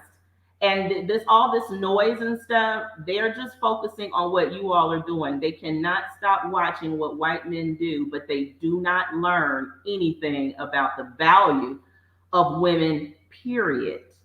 They are raised and socialized to be pimps, hustlers, womanizers, cheaters, abusers. Yes, they won't even stop to think that maybe their own upbringing is perpetuating their own pathology. They go into their social groups and they see others trying to do different. And what do? Encourage them. They call them simps because they take care of their family, because they go to dance recitals, because they go to basketball games and football games. This is the mindset that they want to perpetuate. So, as she said, be better. Give us something to choose from. There is nothing to choose from, so then we will continue to choose and for ourselves the better choice, whatever that choice may be. Okay. And I always give them the example, like I always give them this this scenario. I'm like, if you put like if me, like all these women here, right? We don't know anything about this, like experiment. I give a scenarios like it's an experiment. Brent is the person that's running the experiment, right? And let's pretend Brent is a black man. He's not a black man though. He is not degenerate like a black man. But let's run around with the scenario. Brent have this experiment. He put 3 buckets, right? 3 buckets of snakes, right? And he tell us choose a garden snake. And I pick a snake. Like I pick a snake, I get bitten. It's a venomous snake, right? Okay, it's my fault. I probably chose I chose bad. And then Sweet Tea pick another venomous snake. Okay, people are like, okay, she picked bad. And then Creating One pick another venomous snake. People are like, okay. At some point, you will then stop question reaching your hand how in. many venomous snakes, like what is the proportion of venomous snakes compared to garden snakes in the bucket? And what Stop do you reaching know? your hand Half in. of the bucket is venomous snakes. So how are we going to pick garden snakes if half of the bucket is venomous snakes? That's the black community. How are we going to pick good black men? Well, how are black women going to pick good black men if the majority of the people in there are degenerates, they're thugs, they're drug dealers, they're womanizers, they're abusers, etc.? That's the question. And plus, I hate how they always bring in like divorce and be like, well, women initiate divorce, and they always use white women and white men divorces, which is finances, when black divorces are really because of abuse and cheating. Mind you, it's black women that are getting the divorce. Black men are abusing their wives and cheating, and they always quiet on that. But they will say, "Oh, you didn't pick better." Well, I'm glad I didn't pick better. I'm glad I didn't even wait for a black man to come and get me. Oh, That I'll be part. single and bitter That part. and old. And with your metaphor about the snakes, like at some point you're just smart enough to stop reaching your hand in the bucket. That's right. You just Right. stop reaching your hand in there. Like I can do better things with my time trying to Yes, figure this indeed. out. And because the reality is when you reach your hand in the snakes of black community, you can die. Yeah. A lot of things can happen to you that you may not be able to come back from. Hey, Happy New Year, Alexander. Yes, Good to it see is you. officially. Yeah. Hey, Central Time Zone, it's 2023. Mountain Time, we still got 45 minutes. In California, you have an hour and 45 minutes. Yeah, David H., disappear. Go play with your Easy Bake Oven. Sit on that couch with your girlfriend or whatever that's working 3 jobs to take care of you. Yeah, go But somewhere he's else. right about that baby stuff. Stop having babies out of wedlock, black women. You know what black women should do? Black women should do something. Don't have black babies. There you go. Let's see. I'm not promoting genocide, but they say stop having these black babies out of wedlock. So they're still gonna complain. Oh, it's genocide. Then it's going to be out of wedlock. Stop having There's always going to be a complaint. There's a complaint that we're overeducated. There's a complaint that we're taking their jobs. There's a complaint. There's always complaint. Let me tell you, when I was reared, I was taught that hard work and education were tickets out of poverty. Yes, ma'am. And when I was matriculating, even before I had one semester under my belt in university, I had people who weren't trying to go to college tell me, why are you trying to educate yourself? That's acting white. If I listen to that, but this is the kind of stuff that gets perpetuated when you want to keep someone down. I knew 30 years from now what it would be based upon those kind of comments. And that stuff hasn't stopped. It's just manifested and metastasized into a whole nother thing of blaming. This is why I tell these young girls, I see them every day, pregnant by another one, and it is not me saying anything disparaging about your choice to choose life. What I am saying is you need to stop letting these entertainers who have a concept that money is going to replace presence become your reality. You do, just because you can have conversations with them on social media, these people have no vested interest in your life and the dumb choices that you make. So I would not be a single mother for anybody. That I chose, and at 53 I am today, I still get flack because I chose not to give up my womb to be, I mean, literally had some tell me, where you're getting old, when you're gonna, you know what? And I'll expire this lifetime and I'll move on to the next one, because I refuse to be somebody's baby mama or mother single with a child. You can only marry one person. And I've said this before, many of the married or supposedly committed Black men in the Black community are polluting the single population by taking single women as their concubine. They are ruining the single population because they can't keep their eyes focused on the family that they asked to have in their life. So a lot of this, and living on the promises that they're going to leave their wives. Oh yeah, there's plenty of bad choices to go around. Take responsibility. Again, you're the leader of the community, right? Supposedly, why don't you start making better choices and stop focusing on, like she said, the baddie that you couldn't score?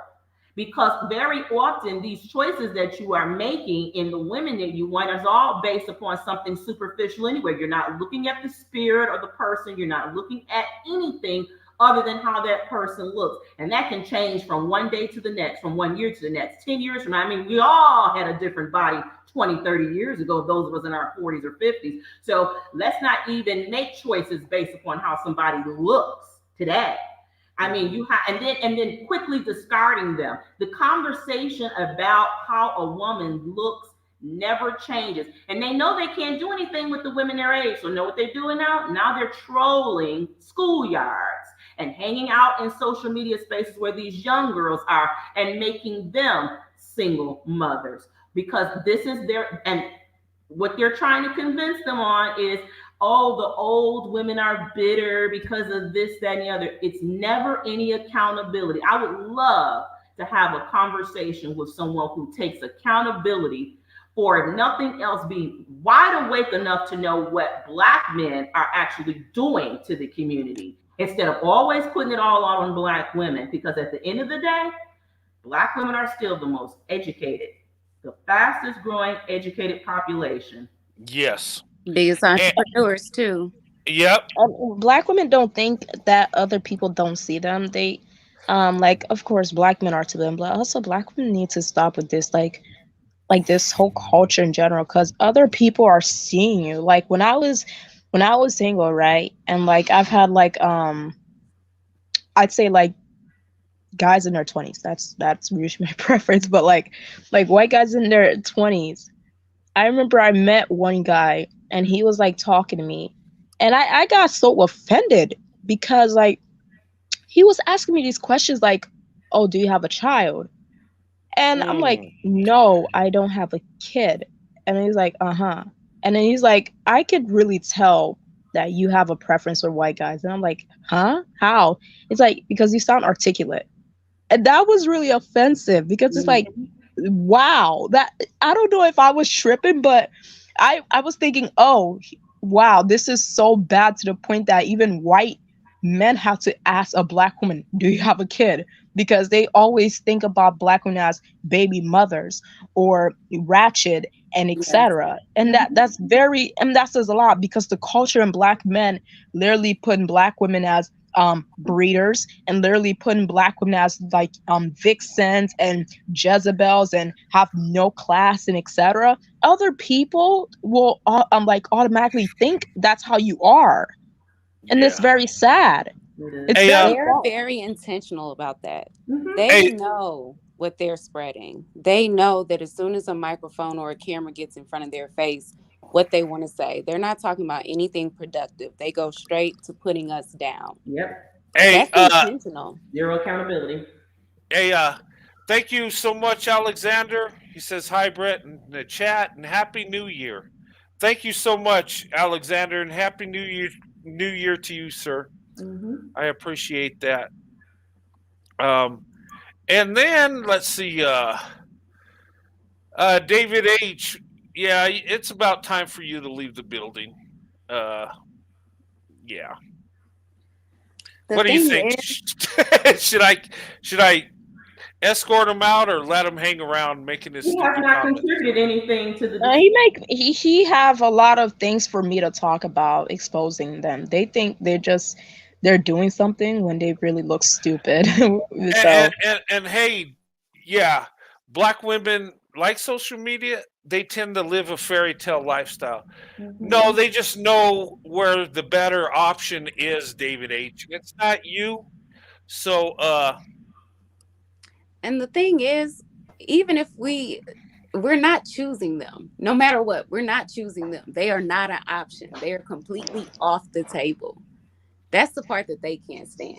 Yeah. They are irrelevant at this point. Yep. At this point, we're just directing other black women away from them. yeah, That's how they deter the conversation. and then he That's said, what I see from my perspective. I was an observer from very young, and I saw a lot of things, and I saw the direction. I didn't ever see 53 years coming, but I could certainly see the way of the community, and the lack of integrity, the lack of accountability. The seeds were sown 30, 40 years ago and before. So nothing that I see, nothing that I observe is a shock at all. But what I do see, like people from David, this is the desperation of knowing that you are literally diminishing return. You know, that there's no other way to explain it. There is no desire, because first and foremost, there are way too many black women who are single for him to be making that kind of comment. And there are black women who are single who don't have children, who are educated. So he shouldn't even be in this space, because if he's looking for one, he has the lion's share of opportunity to select one. The problem is he's got himself focused on something that doesn't want him, like a lot of people do. And that keeps them bound and gagged to not actualizing what truly is for them. They are stuck on one thing and they can't get their needle lifted up off of that. So yeah, go ahead. Yeah, and another thing, he said he wouldn't date a black woman that was with a white man. That's a total lie. I guarantee he would, because we're getting the cream of the crop, David H. You know it. Mm-hmm. We're getting the educated black women. We're getting the traditional black women.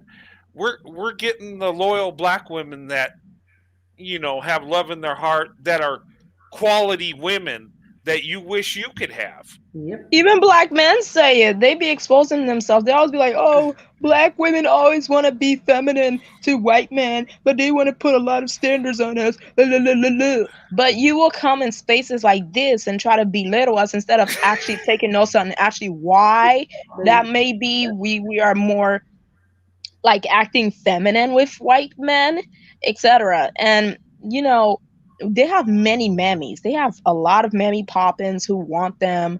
A huge bunch of black women are that. But they decide to go for a large minority that don't want them. And I don't know, maybe if it makes them feel better to be like, oh, look, I got a black woman away from a white man, etc. But it's so stupid, though. We don't want them. We don't want them. And they know we the top of the litter too. They were so hogged up on superficial things like skin color and big booties and all this and that. They missed out on good women that maybe not have may not be light skin, or they may be light skin but they're missing something else, or they may not be like big bootylicious type of girls. They always picking those types. Very the most materialistic, the most misogynistic. They're superficial. It's ridiculous. They don't recognize how much they are destroying themselves because they walk by the flesh in everything they do, everything that they do. And people have mastered their pathology. It's so ridiculous. It was like, haven't you got together collectively and decided that you're going to change up and do something different? No, because now there's a perpetual victimhood that gets them attention. Oh, I'm such a victim. I'm such a victim. Happy New Year, everyone. Oh my goodness, it's so exciting. Hey, Green Goddess. Hey, Brent. Hello, ladies. Hello. Happy 23. Yes, right? Oh, it's so nice to hear you guys. I was reading the chats and there was a question that I thought was very important. And a person asked, what was the difference between a white man and a black man? And there isn't much difference because the only difference is that it's the culture and the intact families, support of the community.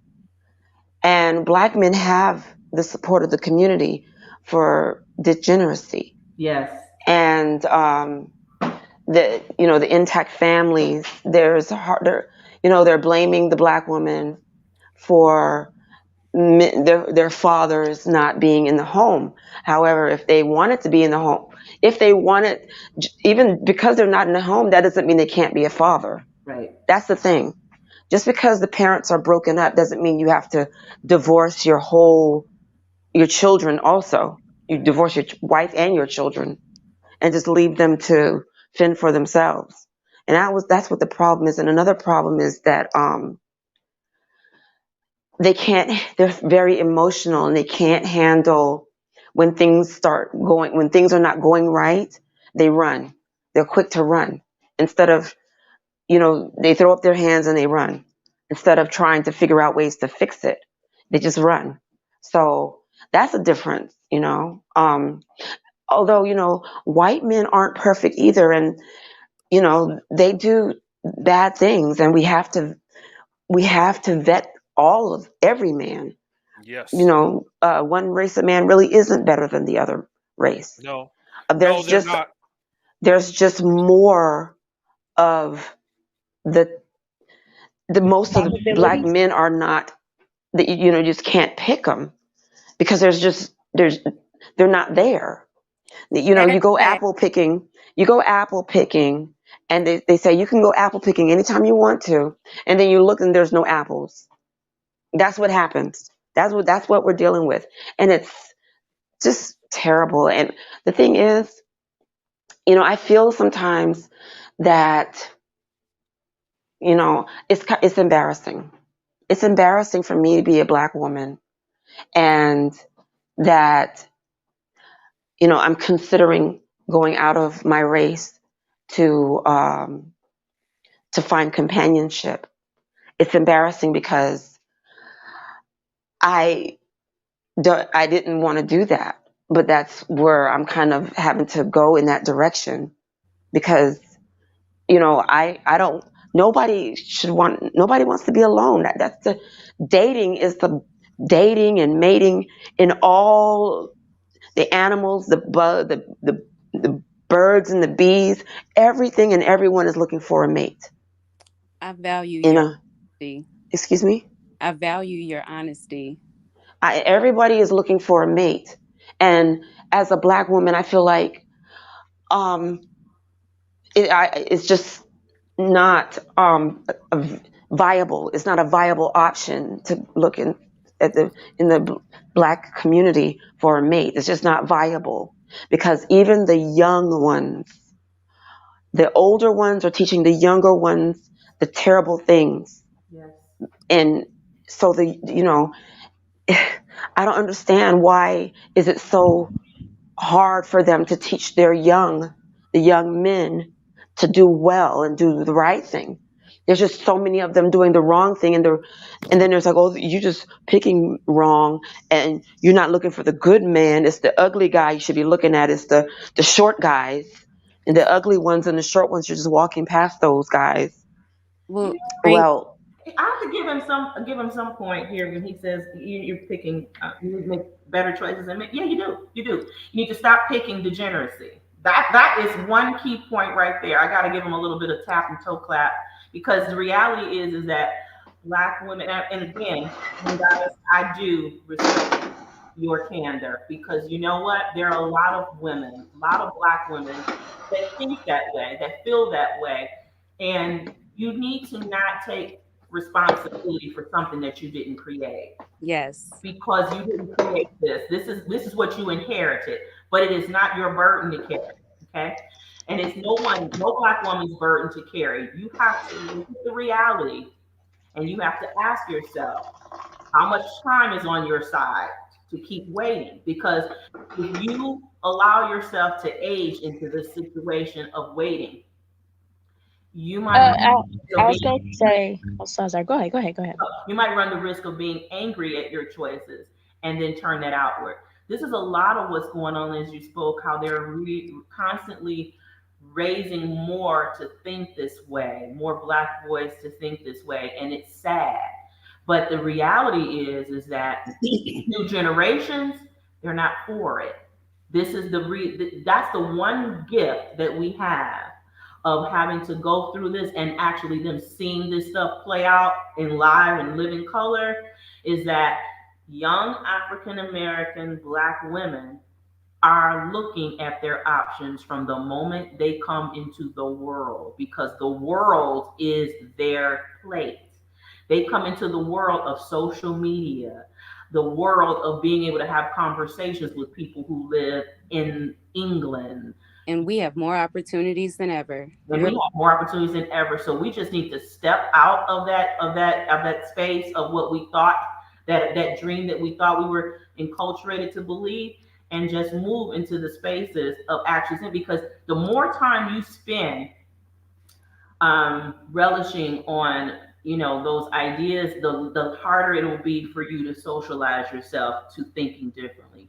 So whatever you do, spend a little bit more time every day. You already know how other people socialize their kids, how they raise their kids. You want that, you can have that. There is no inheritance for you to believe that you're supposed to have this idea that's over here because of the color of your skin.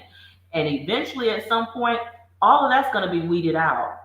But the saddest part about it is that there are just way too many white women who are choosing what they think is a better choice for them. But you know what? I'm going to let them worry about themselves. Because at the end of the day, Black women, I keep saying, Black women are the most educated. And when you get educated, you have a global experience in the classroom. You probably had instructors from all over the world. Yes. You've been taught out of textbooks that were created with experiences from all over the world. You're probably going to study abroad. You're probably having access to all these different people sitting in your classroom. You have a global experience. You're way more educated academically and socially than your male counterpart. You don't need to be listening to anything that these people say. And you're more for those degrees. That's right. And you're more educated than the population. I was going to say, like, also another difference between Black men and white men is that one of them is usually being blamed, and the other is the person blaming other people. For Black men are blaming other people. They're blaming Black women and the white supremacy and the bird in the sky and light bulbs and rain coming down, the dirt, poop. They're blaming everything and everyone. While white men, I notice white men are blamed by white women and other people in the Oh community. yeah. Yeah, that's the difference Oh yeah. also. They go in on us too. Yeah. Yeah. They join in. Because of the entitlement. If you ever pay attention Yeah. to any child that has been entitled and given things without ever having to really work for them, they don't appreciate them. They learn Yeah. to actually despair. Like, what else do you want? You're put on the beauty standard of all women. You're tied to like status in society of your male group being the most dominant, and you're literally put all over media. And you have like, I would say you are above minorities, and just because you're below white men in like pay and us stuff and like that, you have a tantrum, even And though you have that's the all these thing. progresses. So ungrateful. If And you black men think aren't white grateful. men were misogynistic, wait till you get to the black community. No. Wait till you get over there. Like, Hey. protect yourself, sis. But I want to go back real quick to what you said, Green Goddess. Again, I appreciate your honesty. And I'll say this. Don't be embarrassed about just now learning more. Like, it's not like you, like she said, you didn't know this information before, but the fact that you're even willing to take the risk and put yourself first and say, I deserve better than that, be proud of that more than embarrassed. Yes. Yeah. Everything else after that is a learning experience. This is going to be new for a lot of black women because we have been conditioned Hello? to date black men. Yeah. Yeah. Sorry. Yeah. How's it going, Lady Wind Rush? Yeah, Welcome to the panel. Hey, Happy New Year. Happy And New Happy Year. New Year. you know what? I didn't want my picture up there, but I've got it on Facebook. But that don't matter. That's my family up there. Okay. Oh, okay. Beautiful family. To be honest, the same thing is happening in England. You know, I've got two daughters. One's nearly 40, one's nearly 30. The big one, she's stuck. Her mind is stuck. I can't move it. Mm-hmm. The younger one, her mind is a bit flexible. Mm-hmm. She's just finished her law degree. She's getting the same kind of rhetoric, 50-50, and her education is being diminished every time she meets someone who's black, or even those who have a black father. It's the same thing. To be honest, I'm 56 and I've kind of given up now because I think to myself, there's no point. I've had to raise my two daughters all on my own and I struggled. And I think, well, I don't want a relationship because I don't want the work. When you spend all your life, 38 years raising kids on your own, after a while you don't want a relationship because I've done the job on my own. So I'm thinking, well, if I get in a relationship, that will consist of cleaning, ironing, and all that. Mm-hmm. Also, there was a time I needed a relationship when I was raising the girls. You know what I mean? So now I'm just looking out for my girls. I'm hoping for the older one to come to her senses. The younger one is very flexible. You know, I'm trying to save her. It's like my mind's not at peace until she finds someone who's gonna, you know, who's gonna look after each other. You know, I think that's the biggest worry I've got. You The can't. biggest worry, yeah. So we're facing the same problem here. She's got a friend who's got two kids, who's a single mother. And my God, she's suffering. The guy she's got pregnant for, he's living with another woman. She's so unhappy because she's got to put up with a lot because she's in fear of being on her own. And I don't think she's scared of being on her own, but she's got two little sons, toddlers. She's scared of not having that support because she doesn't have a very good family support structure. You know what I mean? So I see this young girl suffering. She'd rather have the man around, although he's not treating her or the kids right, but she'd rather have him around because I don't think she thinks she's got the ability to do it on her own. Do you understand? So that's one of my biggest worry for the younger generation, you know what I mean? And my daughter, it really worries me. Excuse me. May I speak? Yeah. I'm 51 and I have adult sons and I have a teenage daughter. And I understand what you're saying. However, you're I think it's detrimental for you to worry and and for me, I was like that. I was worrying, and I decided that I taught my kids everything I know. And pardon me, pardon. And I have to have faith. And I'm not a Christian, but I relate faith to trust. I trust that the universe is going to open up their eyes and ears. It's going to be something that you can't do. You're not going to be able to do it. You can speak until your face turns purple. It's not going to work. They are going to have to feel it and live it for themselves, for them to understand it. People learn through experiences better than they learn from hearing things. Yes. And so you're going to have to let go and just live your best life, my dear. Because, and trust in whatever you believe in is going to work out. And they're going to have to do it for themselves. And all you're going to do is kill yourself with stress and worry. You've given them everything they need.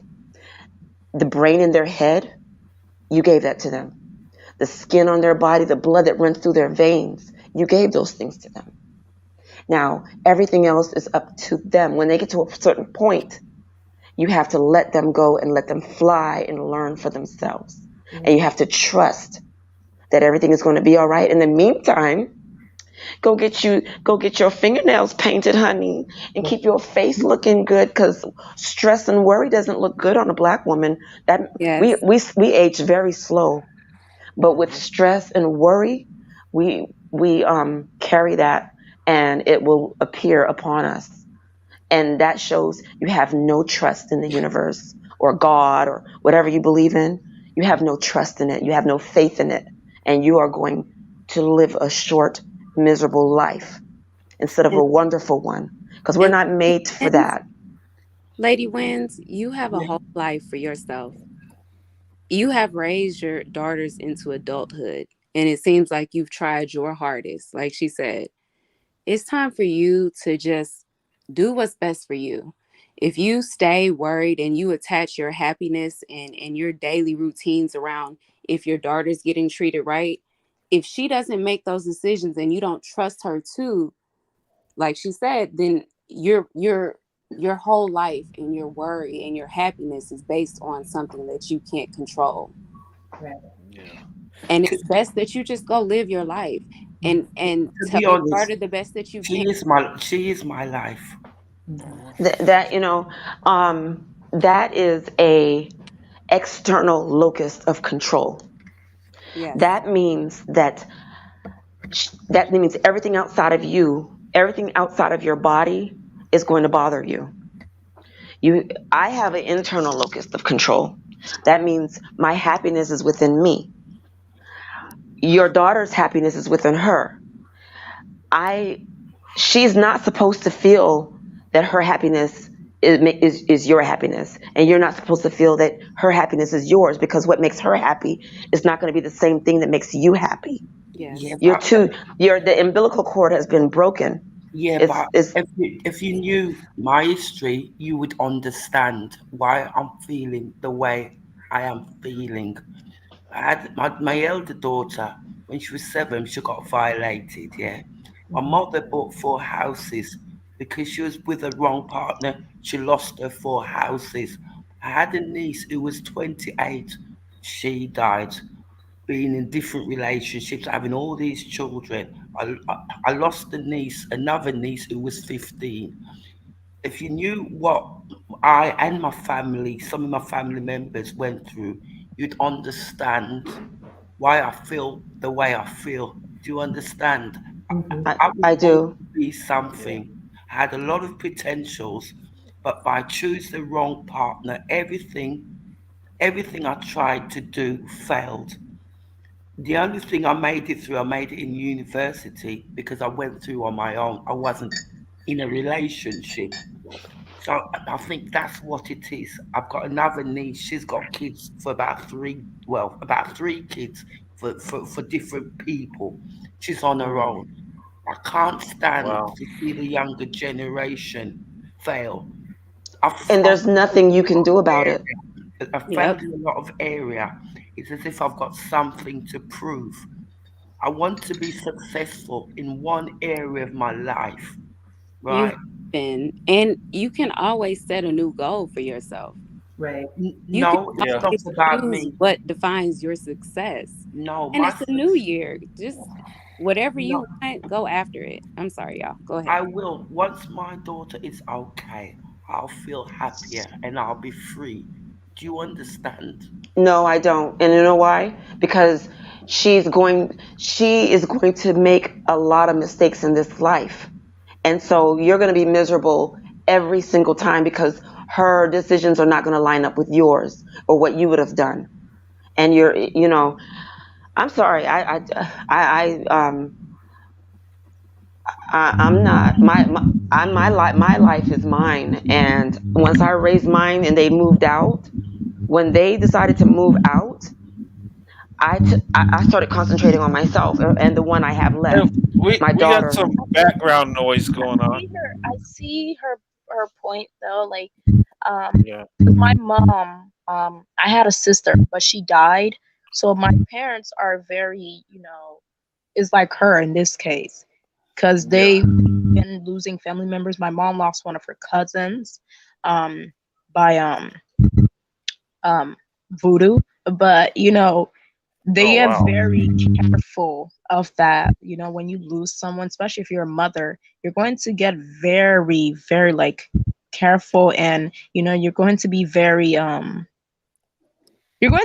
cautious also for your kid. Even if my mom's Hey, and a bit of toxic, I see where she's coming from though.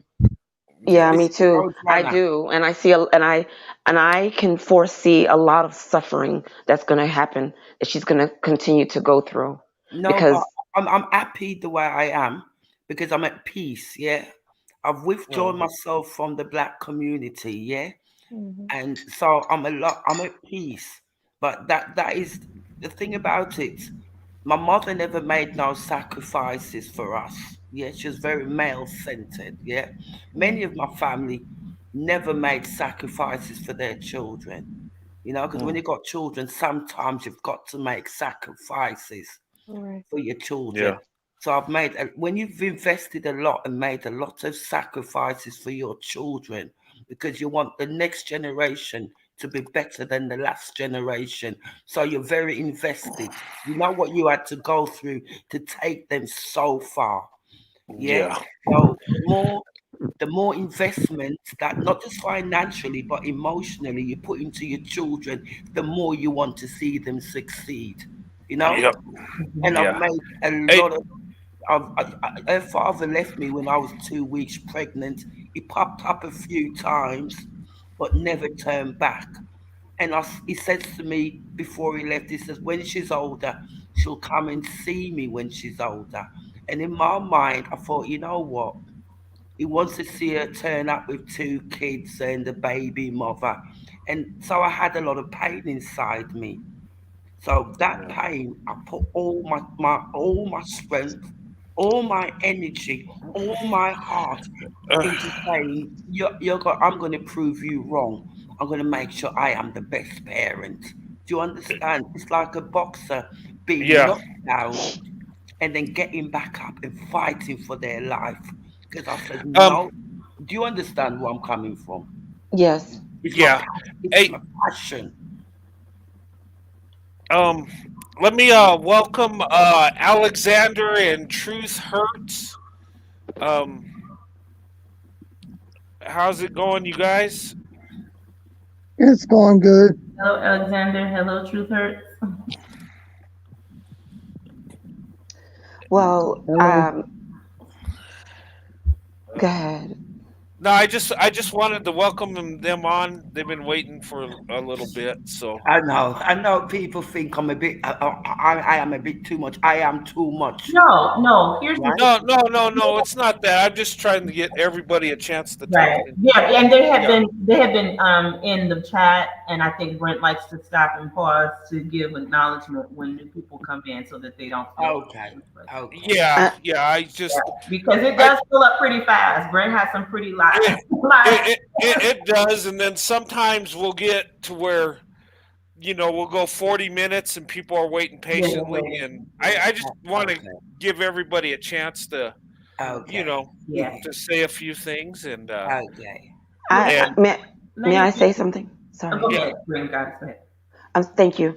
I was just going to say, because I have adult kids and I raised my brothers, because I was the only daughter.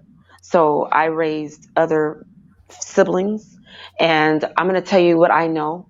I know that when I did everything for my siblings and my children, they didn't appreciate it as much as when they accomplished it for themselves. When they accomplished something for themselves, they appreciated it more. They took better care of it. And that taught me, you know what? I'm going to let them work for, if they want something, they have to work for it. And when they turn to teenagers and they start making their own decisions, I said, well, they're making these decisions whether I like it or not. All I can do is be there to support them if it doesn't work out. And if it does work out, I'll support them too. I'll be like, yay, it worked out. Yes. Right. But I'm there for them if it, just supportive. But I can't tell another woman, another mother what to do. All I'm doing is giving examples because I'm a little younger than Miss Lady Windrush, and I might be a little older than the other ladies, and I'm hoping that and the younger generation, that I can have something to offer them as far as advice. Right. I do know for sure that when people learn best when they fail, that's their best teacher. Failure is their best teacher. They're going to fail more than they succeed, but they're going to learn from their failures more so from their successes. Right. And so I can't be afraid that my kids are going to fail, because chances are they are going to fail. They are going to make not the right decision. I might think it's the wrong decision, and it works out for them. Right. It happened. It happened. In my own life, I watched my kids make decisions I didn't think it was a good idea, and it worked out for them. And I'm like, wow, I would have never thought it would have done that. But I trusted that I did the best I could. And they're going to make the decisions whether I like it or not. And I can't control them at a certain point. I just can't control them. There are some people that have to learn through trial and error. Exactly. It doesn't matter what they see you do, what they hear you say. They have to learn through trial and error. There are kids, you can have, let's say you have 5 kids. 3 may take what you tell them and what you teach them and go by that, but some will still have to learn through trial and error. Yes. It's just how some people are.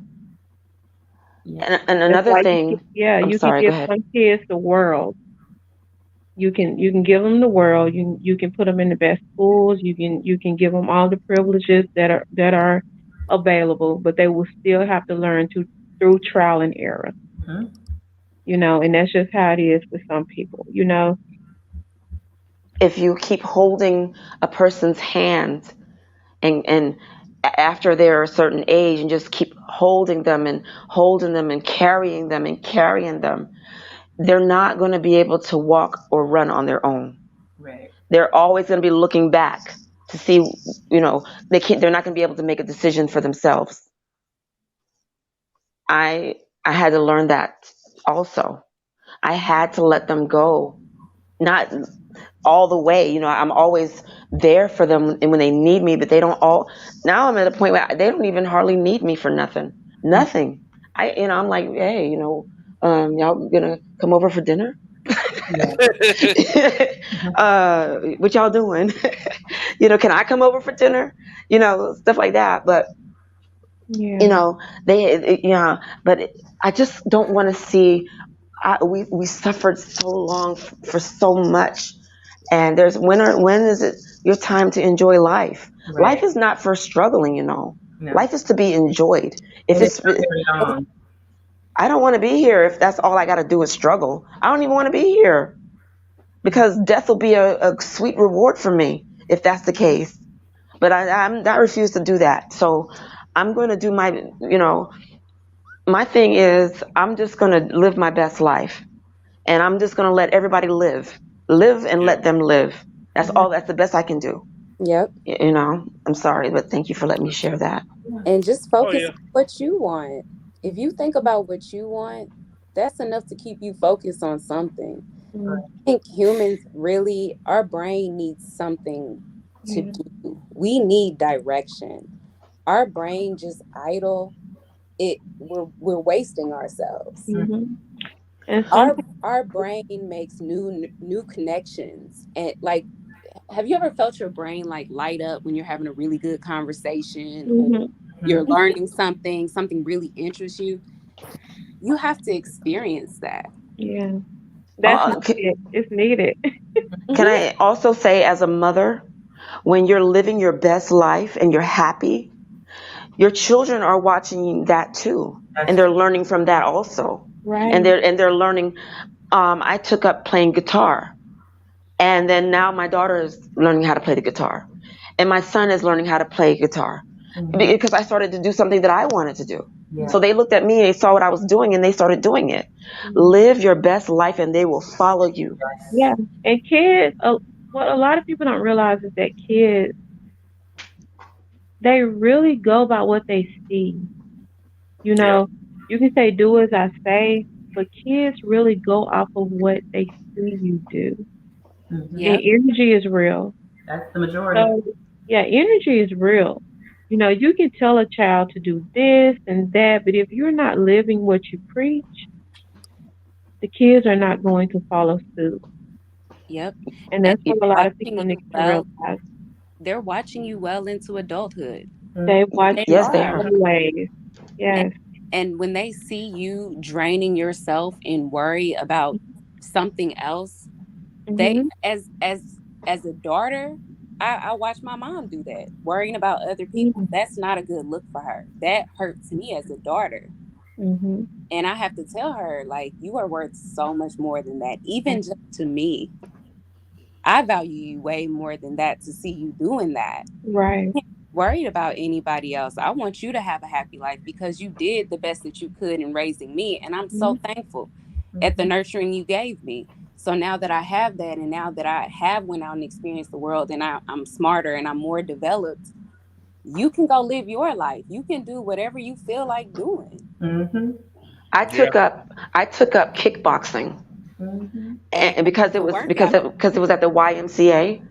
And how about this? My 28-year-old son, he's starting to do boxing now, and my other son, he's 30, he's doing boxing now. What? Geez, boxing? So they started doing it. I took up tennis. They started doing it. I'm serious. Live your best life. They will see you doing something. Move a muscle, change a thought. Yeah. And hey, you know what? Listening to you talk, Green Goddess, what you're saying, stuff you're taking up, that keeps your mind occupied. It keeps you focused, and it helps with when you're feeling down and worry and depression. It's good to be busy. Keep your mind focused. Have something that you enjoy doing. Hobbies are a nice thing. Right. Yeah. Physical movement is so important. Like, it's healthy. That can help you de-stress, literally. I started gardening, and my son started buying some plants. He killed 3 plants and brought them over here, and like, Mom, what's wrong with these plants? And I'm like, how come you waited until they're almost dead to bring them over here? Just enjoy your life. That's what I want for Black women. It's 2023 where I'm at finally. Yes. Happy New Year. Happy New Year. It's been New Year's for 2 hours here. Yeah, I know. Yeah, an hour here. The West Coast, you still got an hour. With the, My niece is in Hawaii. She just texted me and said, "We got a few more hours to go." oh yeah, they got a Wow. Okay.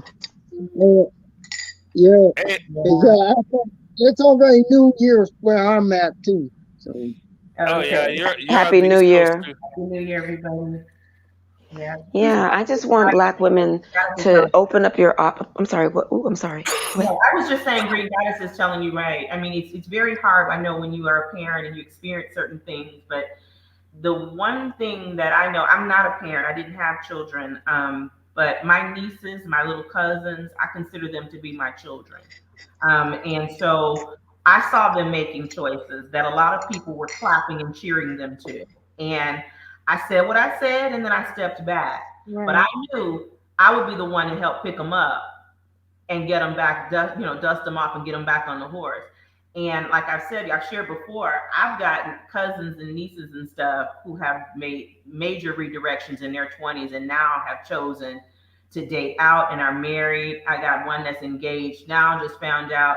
I've got two nieces that are in the military. One just graduated from boot camp in November.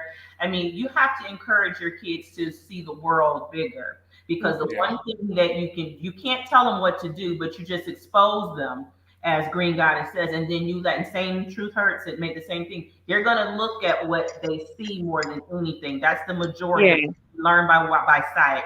So you just present all the opportunities and you encourage, and then you take a step back, because the one thing you don't want to do is be so driven into trying to make them do what you want them to do that you not only focus on yourself, but they only see you as a person who only wants them to do what you want them to do. They're going to experience a lot, and they will get to learn from many of those. But once they know that you're going to be there for them, to support them, not because very often when we want someone to do what we want them to do, we pay them back with an energy of "I told you so" when they make a mistake. See, I never did that. What I do is, when my cousin said, I think my life is over at 21 or 22 because she had a baby by someone, and I said, look here, cast a wider net. And I kept drilling that into her, cast a wider net. And in less than 2 years, she was engaged and married. And, the thing is that you just got to support, be their cheerleader, and declare that's what you're going to be. You're going to cheer for them. You're not going to put that tone in them that this is the only way and only option, because sometimes they might do exactly what you say and then it doesn't pan out the way you said it, and then they blame you. You see what I'm saying? So you want to just expose them to as many opportunities so that they choose for themselves, because trust me, they will if they know that they've got the energy and the support and the reinforcement. I always say, as an educator, is teach someone how to read, but you also teach them how to recover. So in other words, if there's anything that they miss, you teach them how to recognize what they don't know. And that's the only thing you really can do when you are training children. You gotta remember that you're not raising just little people. You're actually training them to be adults. Yes. And what they see you doing, and you focusing your energy and draining yourself and aging yourself in worry, they're likely going to say, I don't want that. Whatever it is that she's saying, I don't want that, any of that. And they'll miss everything that you're trying to teach them, because they're only looking at what it's doing to you, focusing on them. Yeah. They're going to make mistakes, but they're living in a very different world than what we came up in. Yeah. And trust me, their rate of recovery is going to be much faster, because things are moving so fast for them that they're literally training themselves what they're going to do. I mean, I see youngsters with way more courage than I had. I just laugh and cheer them on. You go, you, because I'm telling you, it took me 20, 30 years in life to get to them. These are 19, 21 years with no plan, just striking it out and just doing it. And they will recover. I mean, I get the whole idea of not want them to make the mistakes you made. We don't want anyone to love and care about to do that. But you just make sure that you provide them with the opportunity. I mean, they're living in a global world, so it's not hard. You can't hide it from them unless they're in an underground bunker. So they're going to see all these opportunities to reset. Right. Yeah. That ties into what I was saying earlier. A lot of people, like, I know the old people, like back in the day, they used to tell kids, do as I say and not as I do or whatever, but that doesn't work. Kids really pay attention to how you are. So they pretty much do what you do, much as what you say. Yeah, well, and that's what a lot of people need to realize. They don't really do exactly what you say unless you are doing it yourself.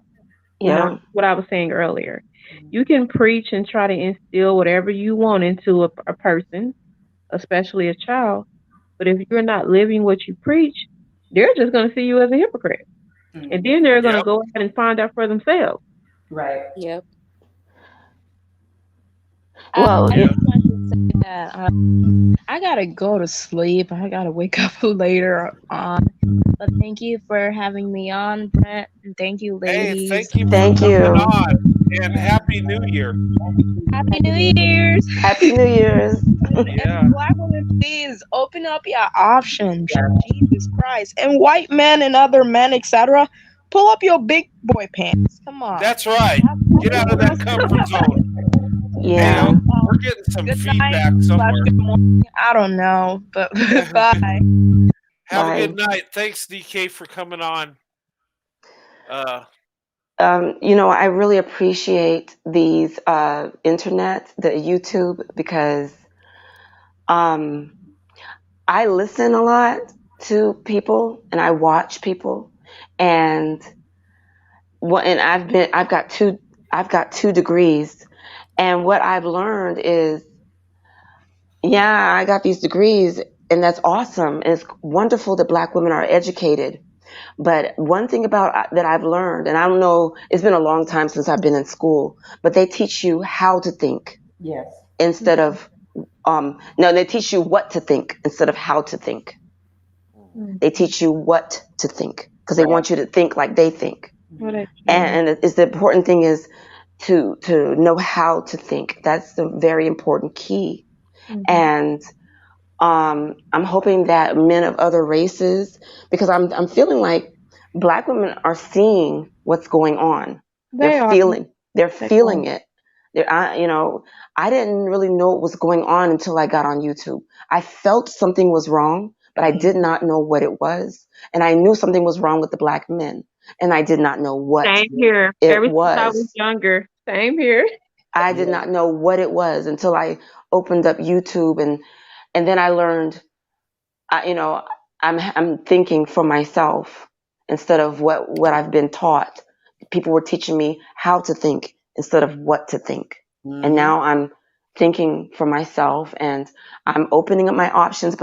But before that, I'm just loving and living my best life. And wonderful things are coming from that, because when I go into different areas, like there's this ping pong thing that's real big now where I'm at. And I'm going in there and I'm meeting Asian people and people of other races. Black people don't really do ping pong like that.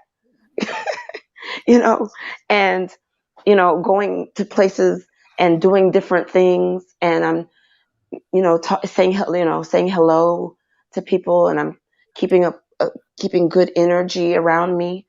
And, so I'm opening up my options that way. I'm opening up my options to the point where something as an older lady. I'm not older. I'm vintage, honey. Well, I'm you just kidding.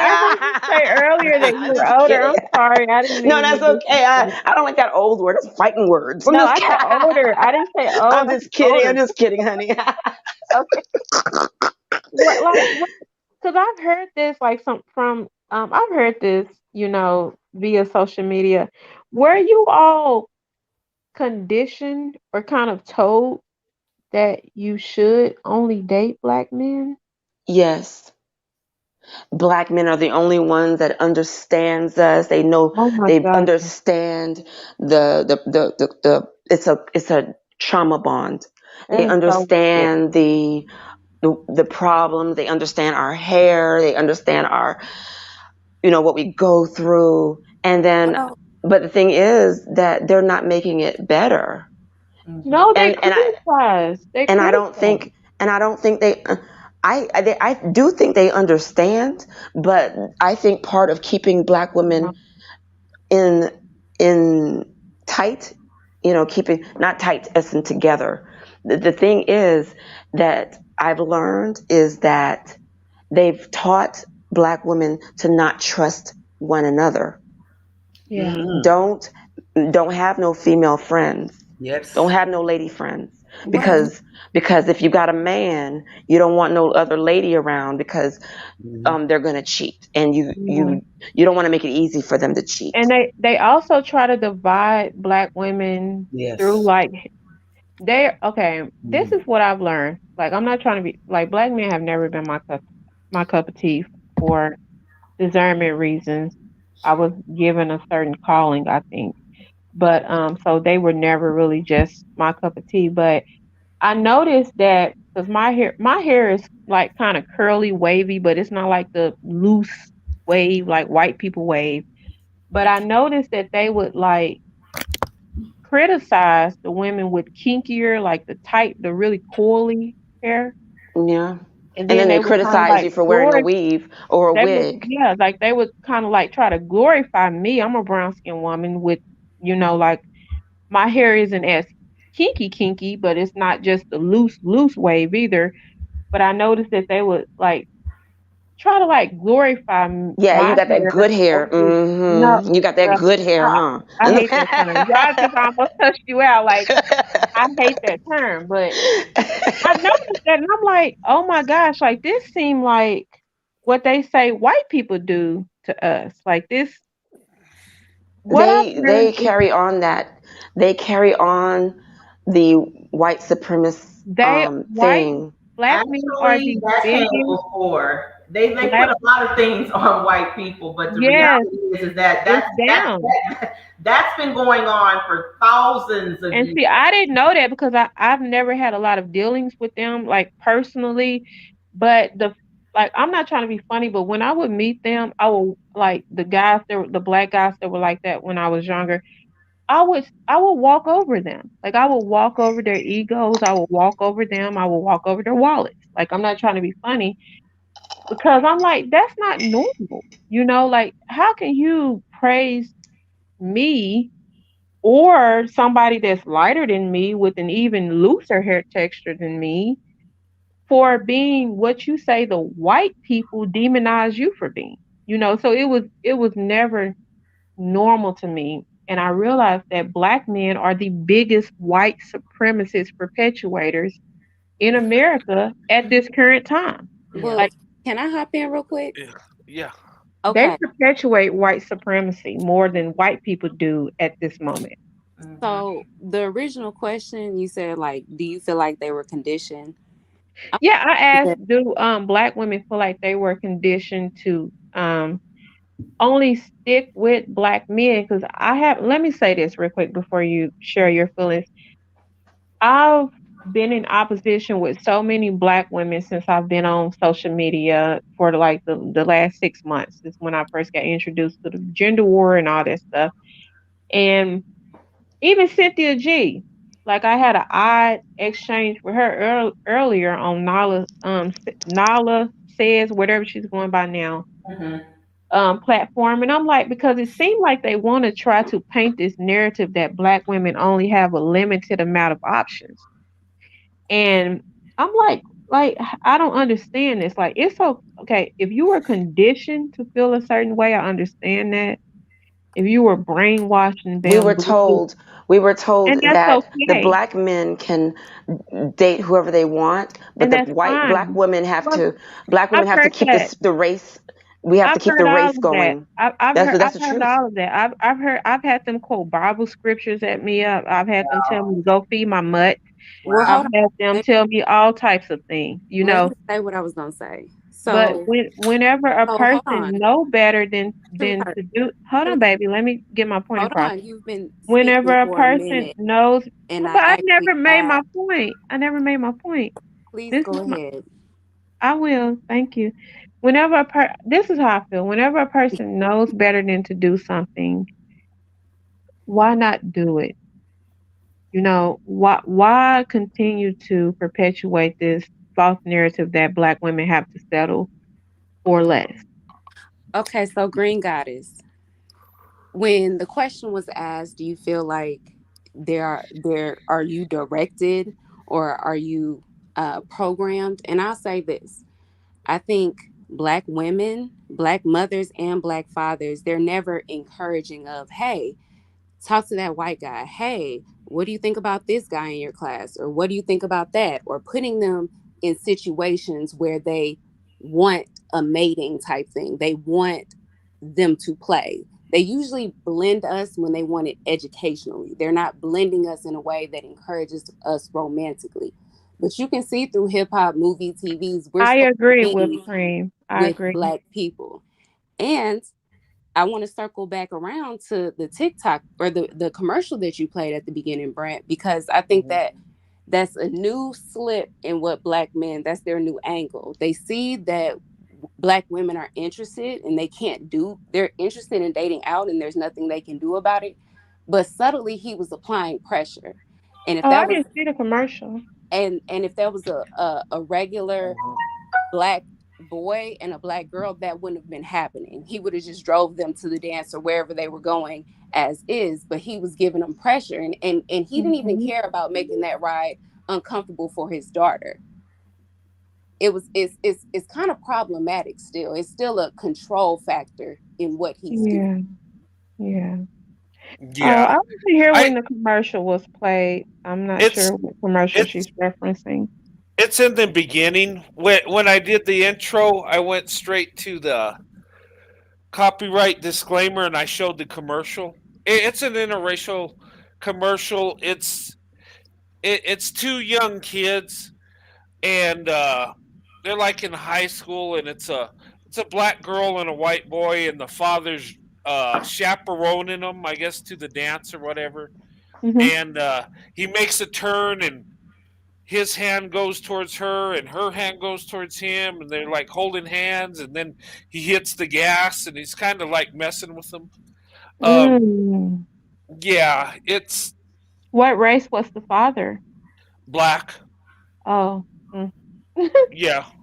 Yeah. I, Makes I I didn't get that what you were saying, like he didn't care how uncomfortable. I thought he was just being cute with it to where they'd hold hands and I didn't yeah. say that because I didn't see it. I didn't see the commercial. No, Also, it's at the sorry. beginning. Okay. No, go ahead. Also, we've been told horror stories like, whenever, they don't like black women and Mhm. they're going to hurt you and they're going to dog you out. And But that's a lot of that it does happen. It really does happen. that's It that's happens. true. But this is I'm not trying to be mean or cruel or anything like that, but this is what I want black women to realize. Because I've heard that I posted a video that went viral from this black guy over 10 years ago urging black women to date out. This was a black man doing this. And I still had some black women who were coming into my comment section saying things like, "Oh, they were bringing up slavery and oh, well, white men did this and that." And then I handed them the statistics, and I'm like, okay, now we know that there are racist white people across the board. That goes for the women and the men. But when you say that you are, it's kind of hypocritical to me to say, oh, well, I don't date white men. I'm not open to dating a white man because of slavery and things like that.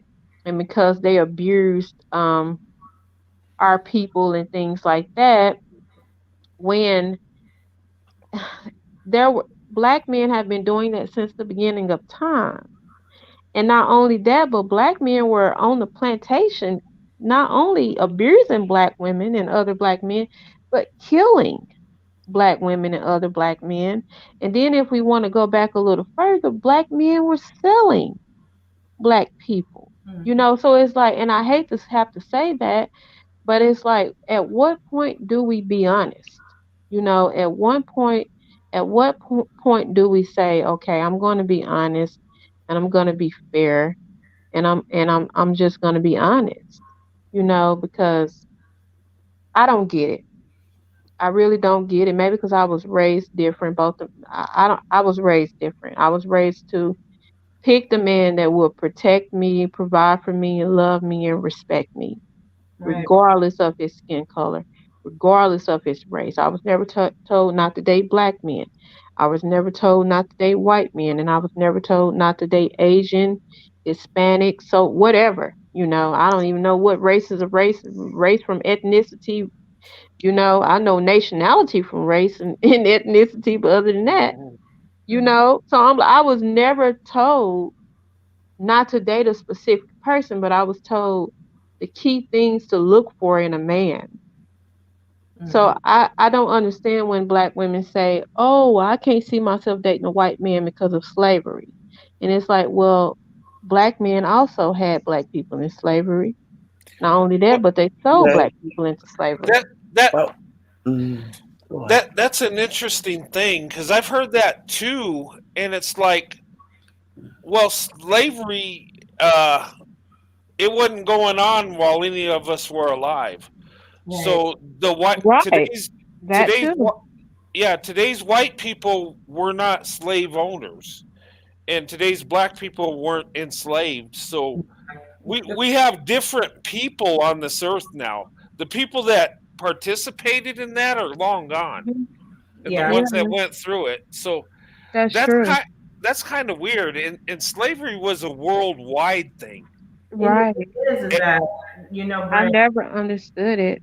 The reality is that we've been indoctrinated. A lot of people are indoctrinated to see. The reality is that it's been so many years and that has passed that a lot of the knowledge has been distorted from the original experience. And the reality though is that many people don't know enough about who they are. They've only listened to what people have indoctrinated them to believe, have coached them to believe. When you want someone to think a certain way, you isolate them from the truth and give them what you want them to believe, and you keep repeating that over and over and over and over and over again before next thing you know. How do we learn something? By teaching others. So what they do, there's a whole dysfunctional reality that exists. And this is the reason why they don't want certain movies to come out, because they know if you keep tapping and tapping and tapping into that rock, it's going to shatter, and the more truths are going to come out. The whole experience is abominable, but it didn't start here. It started over in the country, in the various countries, and mostly the ones on the western coast of the continent of Africa. This is one of the number one reasons why they don't want certain movies to come out. And I've said it before, I learned a lot about my history throughout time and then learned more of it through ancestral DNA.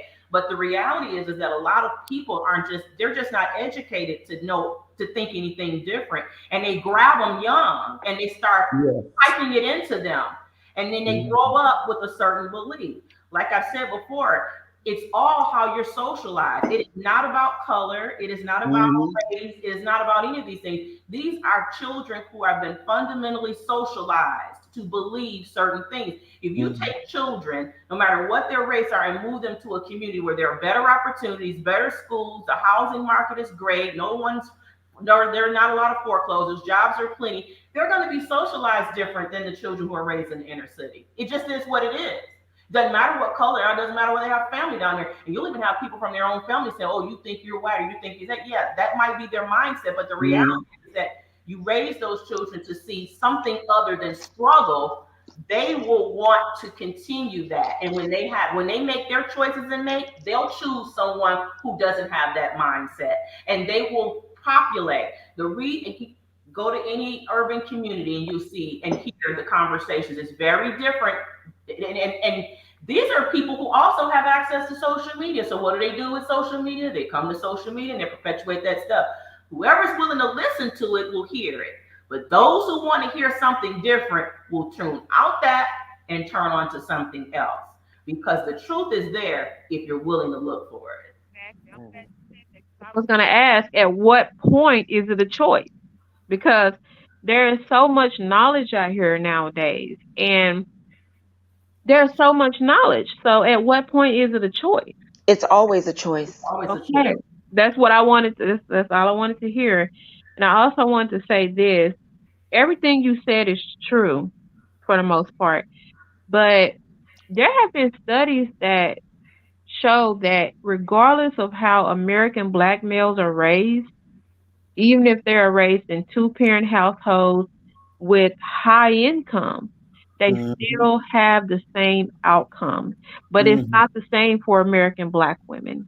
And I know that a lot of people don't accept that, but Harvard done a study that proves that, and Stanford University done a study that proves that. Regardless of how American Black men are raised, two-parent households or not, same result.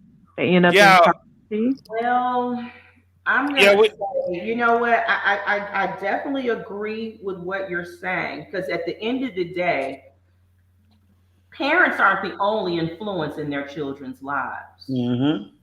They are heavily influenced by their friends and their social groups. Yes. You can raise your children with a certain set of values, but if they play with children who don't have the same values as they are, they're going to be influenced by their social group. That's very true. But we can't ignore the fact that the girls that are being raised under the same household excel in the same areas. Girls are socialized differently. That's because girls are socialized differently.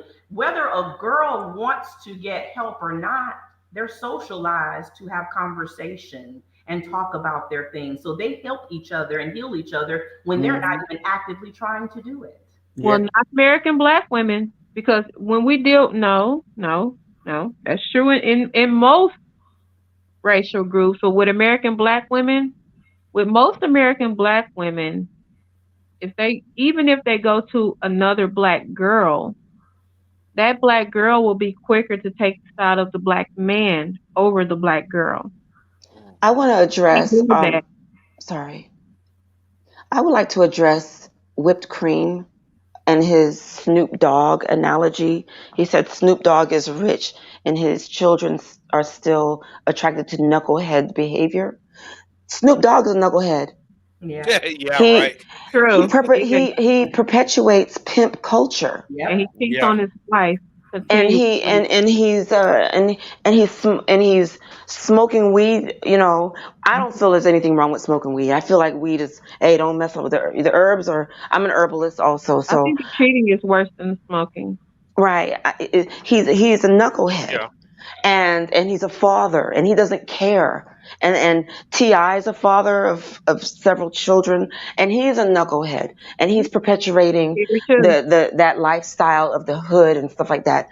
His children are, pardon, even though they have the wealth, they're still bringing into they are pulling the culture of degeneracy into the community, and people see and the men see the money that he has, and they feel like, oh well, that's the way to do it. I want to make money smoking weed and doing crazy stuff, so they end up doing that. That's because the fathers have a stronger influence than most people would like to accept.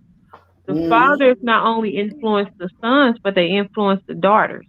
And they're influencing the community because they are celebrities. Right. And they're celebrities. And they're society. And they're perpetuating the pimp culture and the jail culture and the all kinds of terrible things into the community. And the men don't have, a lot of the men grew up without fathers. The girls, look, they're like, oh, but the men don't have any fathers. The girls don't have any fathers either. Exactly. And we went to the same, we go through the same education system as them. And we go through war. And we live in the same neighborhoods as them. And we're still coming out doing better. That's what I was trying to say earlier, because we as women, especially Black women, we have to deal with sexism and racism. To be honest, colorism, texturism, everything. Yeah. Yeah. They're very self-centered. They're not thinking about the next generation. It's all about them. And that's why I like to bring up the stats with people, you know, when they start talking about single mother households, and I tell them, well, you know, I was raised by both of my parents. My mother and my father raised all 9 of us. I don't call single. I don't believe in that saying. If I say single mother, it's an accident. It's a fatherless home. Call them fatherless homes. Yes, and it's a reason why all the studies say fatherless homes. You know, they say fatherless homes for a reason. And they're saying They're saying single mothers for a reason too, because they want to put all the onus of not having a father in the home on the woman. I don't care what they want. That's the thing. That's why I don't. This is why. You know what? When you control the narrative, you control everything. And that's why I say you have to take back the narrative. Black women have to stop saying, oh, well, they do this because of this, and oh, they don't want to do this because don't nobody give a damn what Black men want. The only people that care what Black men want in America is some of these American Black women. Other than that, nobody gives a damn. The only reason why the Black men have the power that they have is due to a lot of these American Black women sticking by them and fighting for them and advocating for them. Because if American Black women didn't stick by them and advocate for them and fight for them, they wouldn't have the little bit of power that they do. And that is exactly why they feel like they have so much control. And a lot of people don't want to hear this, but it's the truth. When you take back the power and you take back the narrative, you have the control. Stop saying what they want, what they do, because they ain't got no damn power in the eyes of everybody else. Do you know what? I was wondering if I'm the only one thinking like this. I don't think they love their sons. Well, no, they don't love themselves either. They don't love them. How can a lot of American Black men, from what I've learned, is that a lot of them associate Black women with struggle. So they associate their Black kids with struggle. But another thing is this: Black men do not like themselves. If they go and have a child by a non-Black woman, that non-Black child has a slightly higher chance of getting the best of them, the better of them, getting a better father than that Black child does. But it ultimately boils down to whether or not that Black male loves himself or not. And most of them don't. They don't like kids, period. They don't like themselves. Black men don't like kids. They don't want the responsibility of taking care of raising children. They don't want it at all. A lot of them are narcissistic. So they look at kids. They look at kids as a barrier that is preventing them from getting all the attention and all the love and all the worship that they want to have for themselves.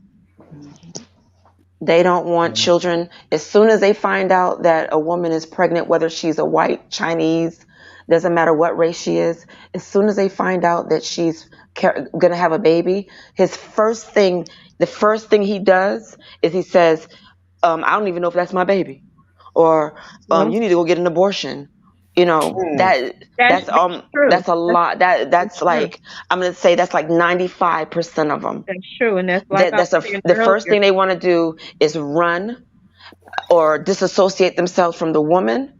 She's, playtime is over and they don't want the responsibility at all. They don't care if they don't care. You know, That's true. if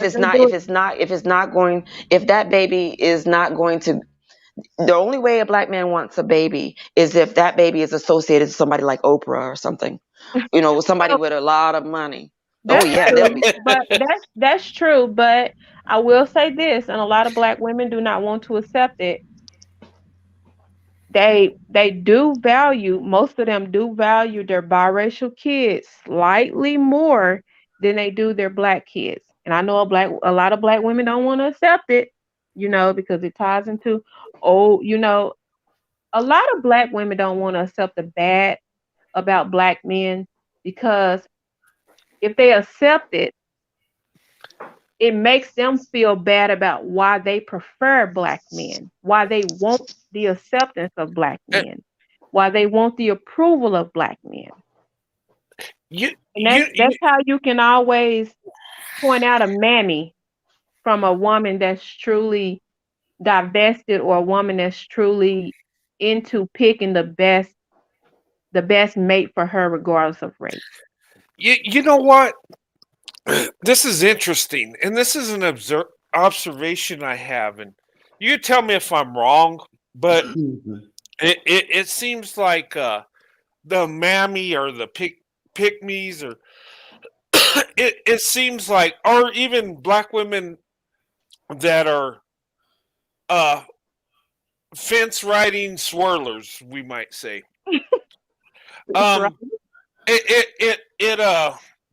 It seems like they look for kind of like a way out, or an excuse. They always do.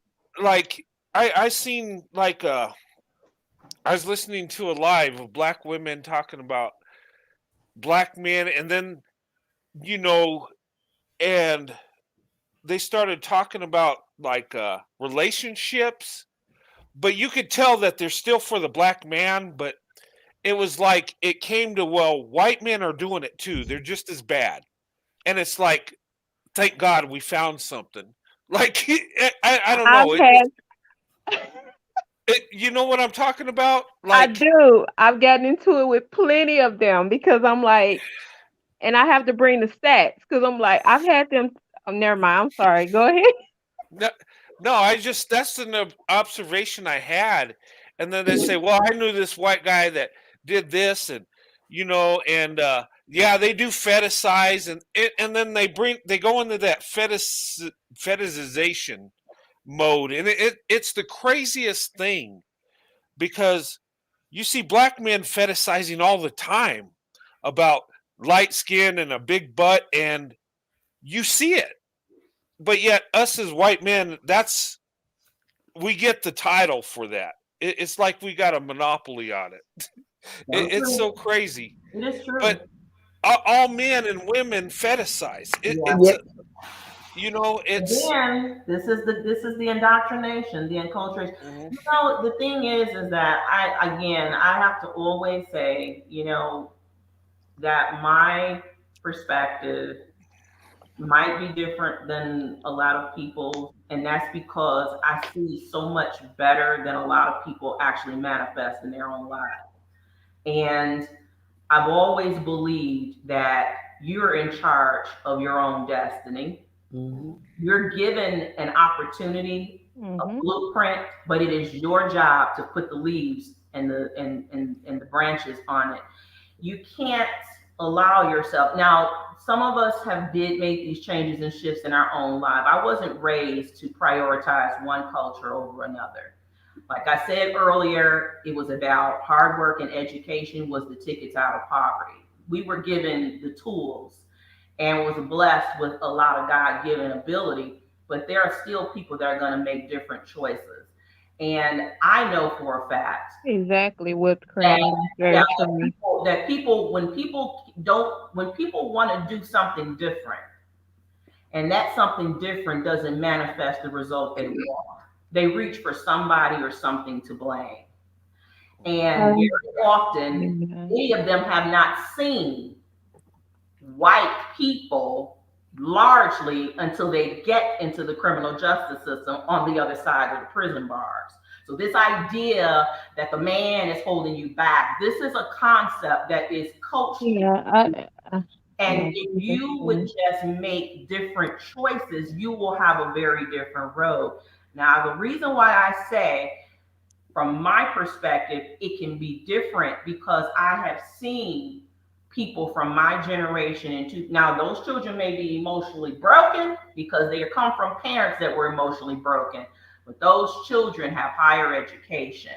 Got one that's a lawyer in Chicago, works for the same law firm that Barack and his wife run, and he has not only the law degree, but he also has a master's degree in administrative education. His younger brother has a master's, working on his master's in higher education. The thing is that these children were socialized, and the reason why they were socialized is because they were removed. You got to remove the children from the organism. You can't try to think, I mean, gone are the days. Yeah, I was raised in the inner city, but I got a lot of flack from people that I lived in proximity to because they knew that my family was socializing children to be different.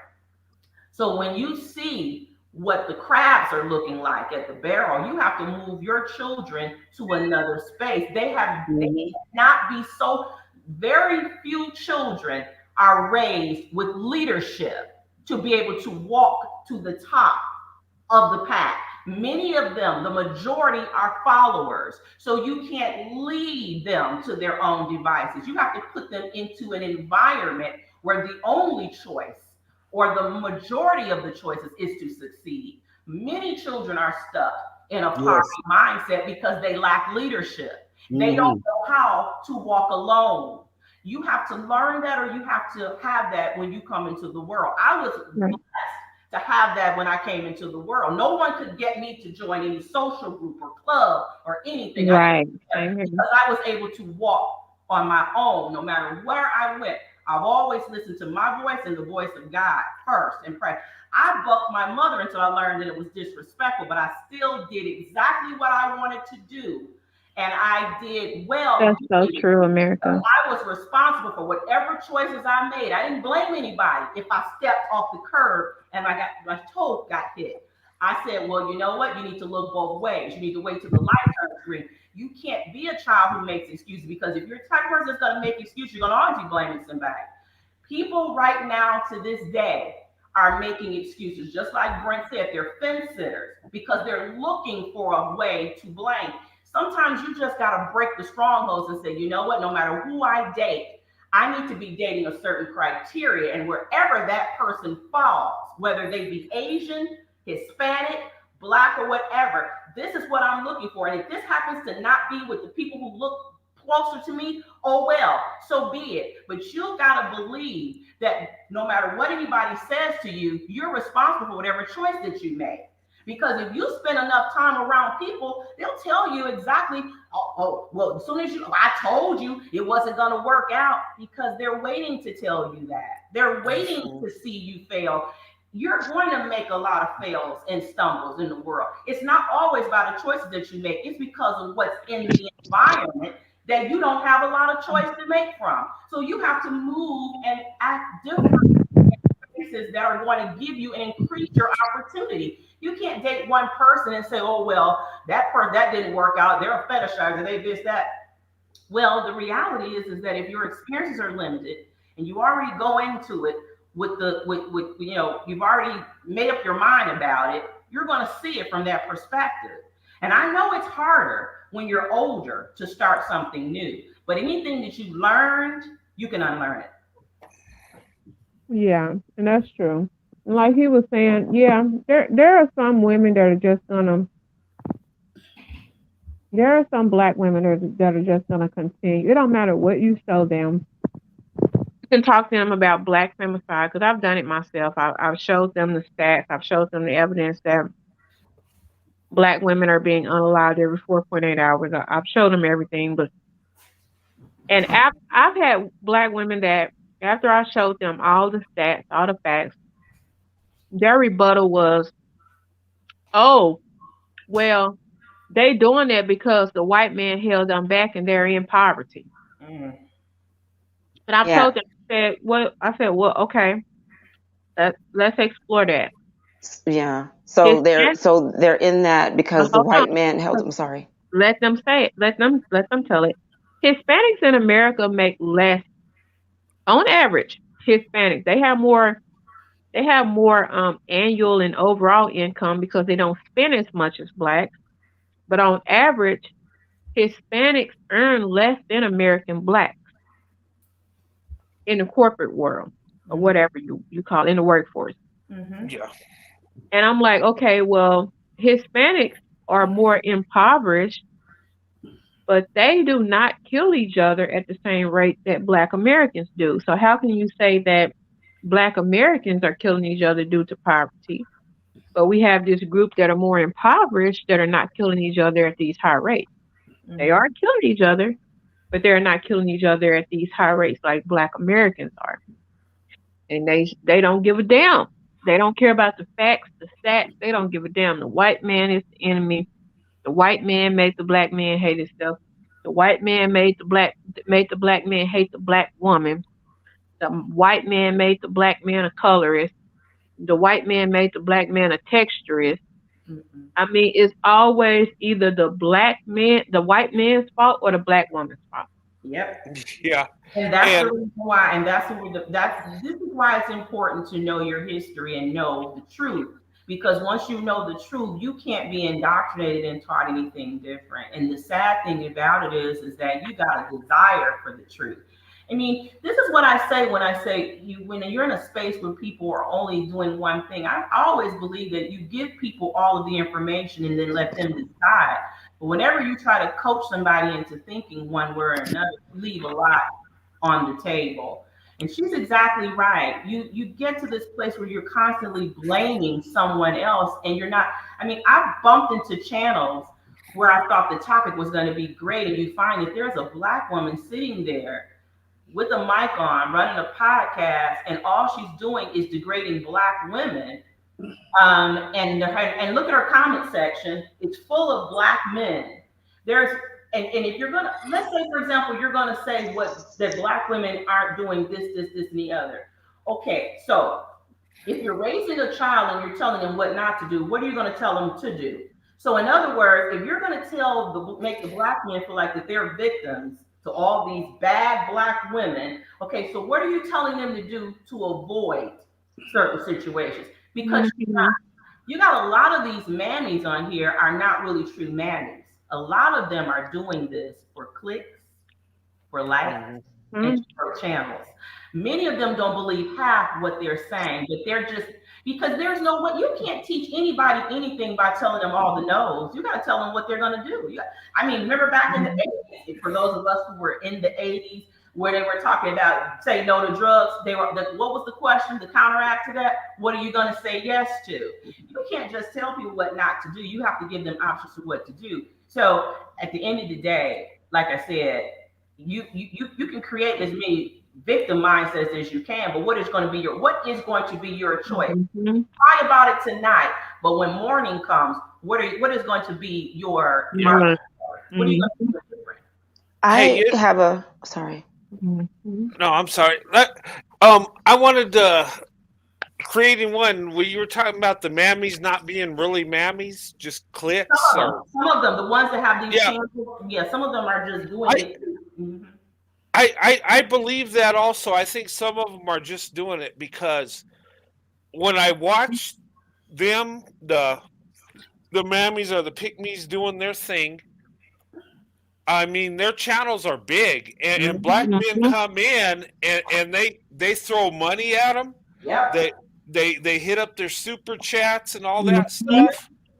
And if you cater to them, and this is my opinion, you can make money on YouTube. Well, the recipe to success on YouTube and other internet platforms, the recipe is you throw black women under the bus and you'll go viral. That's the recipe. So, that's true. Yeah. So when you uplift black women, your channel doesn't get as many clicks and views. But if somebody's throwing us under the bus and talking trash, Oh, I don't know why that is. It I is. don't know why Well, our people are participating in this crap. well, the thing is, so many black women are okay. The black men, a lot of black women don't want to accept the fact that black men know who they are. Black men know exactly who they are. They know that they are failures. And the only thing that they have to cling on to is the black woman. A lot of people don't want to accept that. The only thing that they have to cling on to, their biggest asset, is the black woman. That's it. The black woman is the mirror of the American black community. She's the mirror. She's the one that keeps the black community going. She's the one that advocates for the black community. She's the one that protests for she's the balls of the black community. That's the nurturer of the black community. Black women have been playing the role of the male and the female for centuries. Black women do so much, and look, us men that are attracted to black women, look, a lot of it is how much black women do, and what I mean by not so much how much they do, but the character they have, the love they have, the effort they put into the relationship is amazing. They give it all. The most attractive thing is that black women put their heart into it.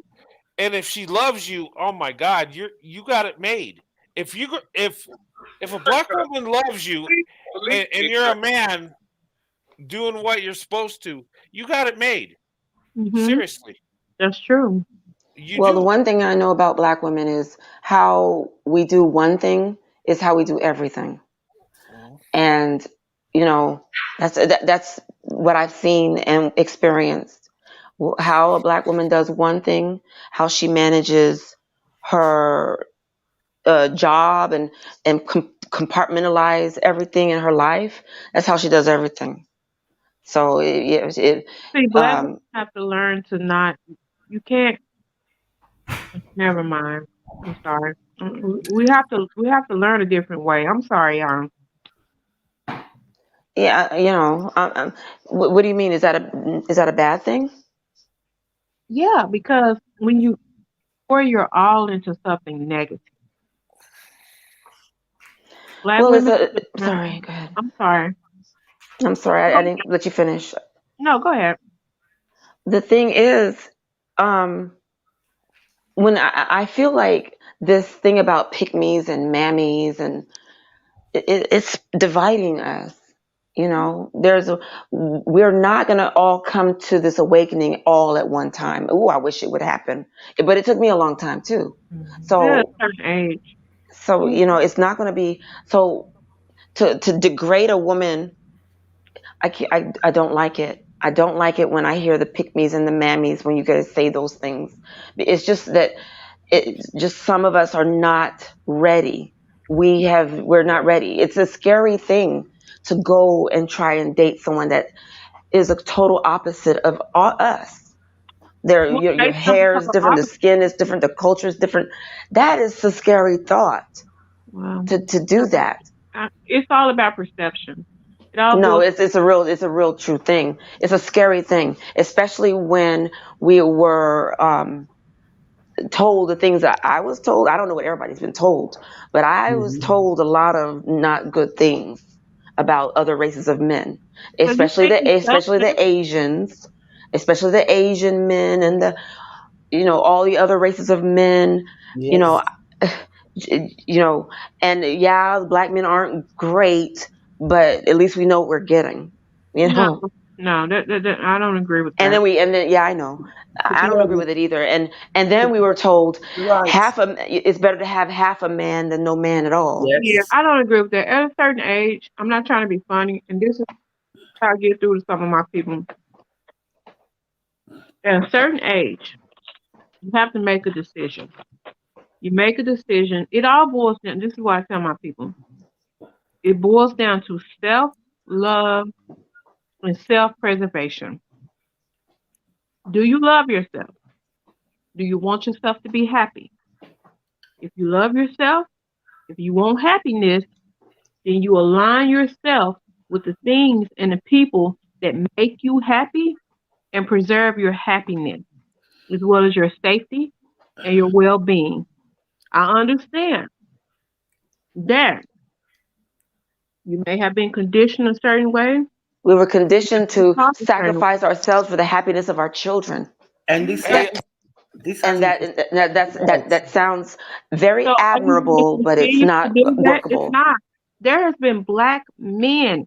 Richard, what's this man's name? Ralph Banks. Yeah, there has been black men urging black women to burn the cake for decades. At some point, it's a choice.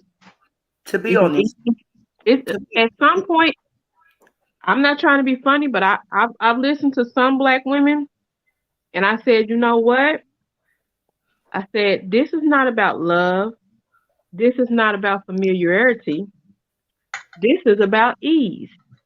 You feel that the black man is easily accessible, and you feel that the black man is somebody that you can get easily, and you don't have to really, you don't have, I'm not trying to be funny, but at some point, the black woman is selfish. Because if you are saying, you know what, I don't care about who treats me the best.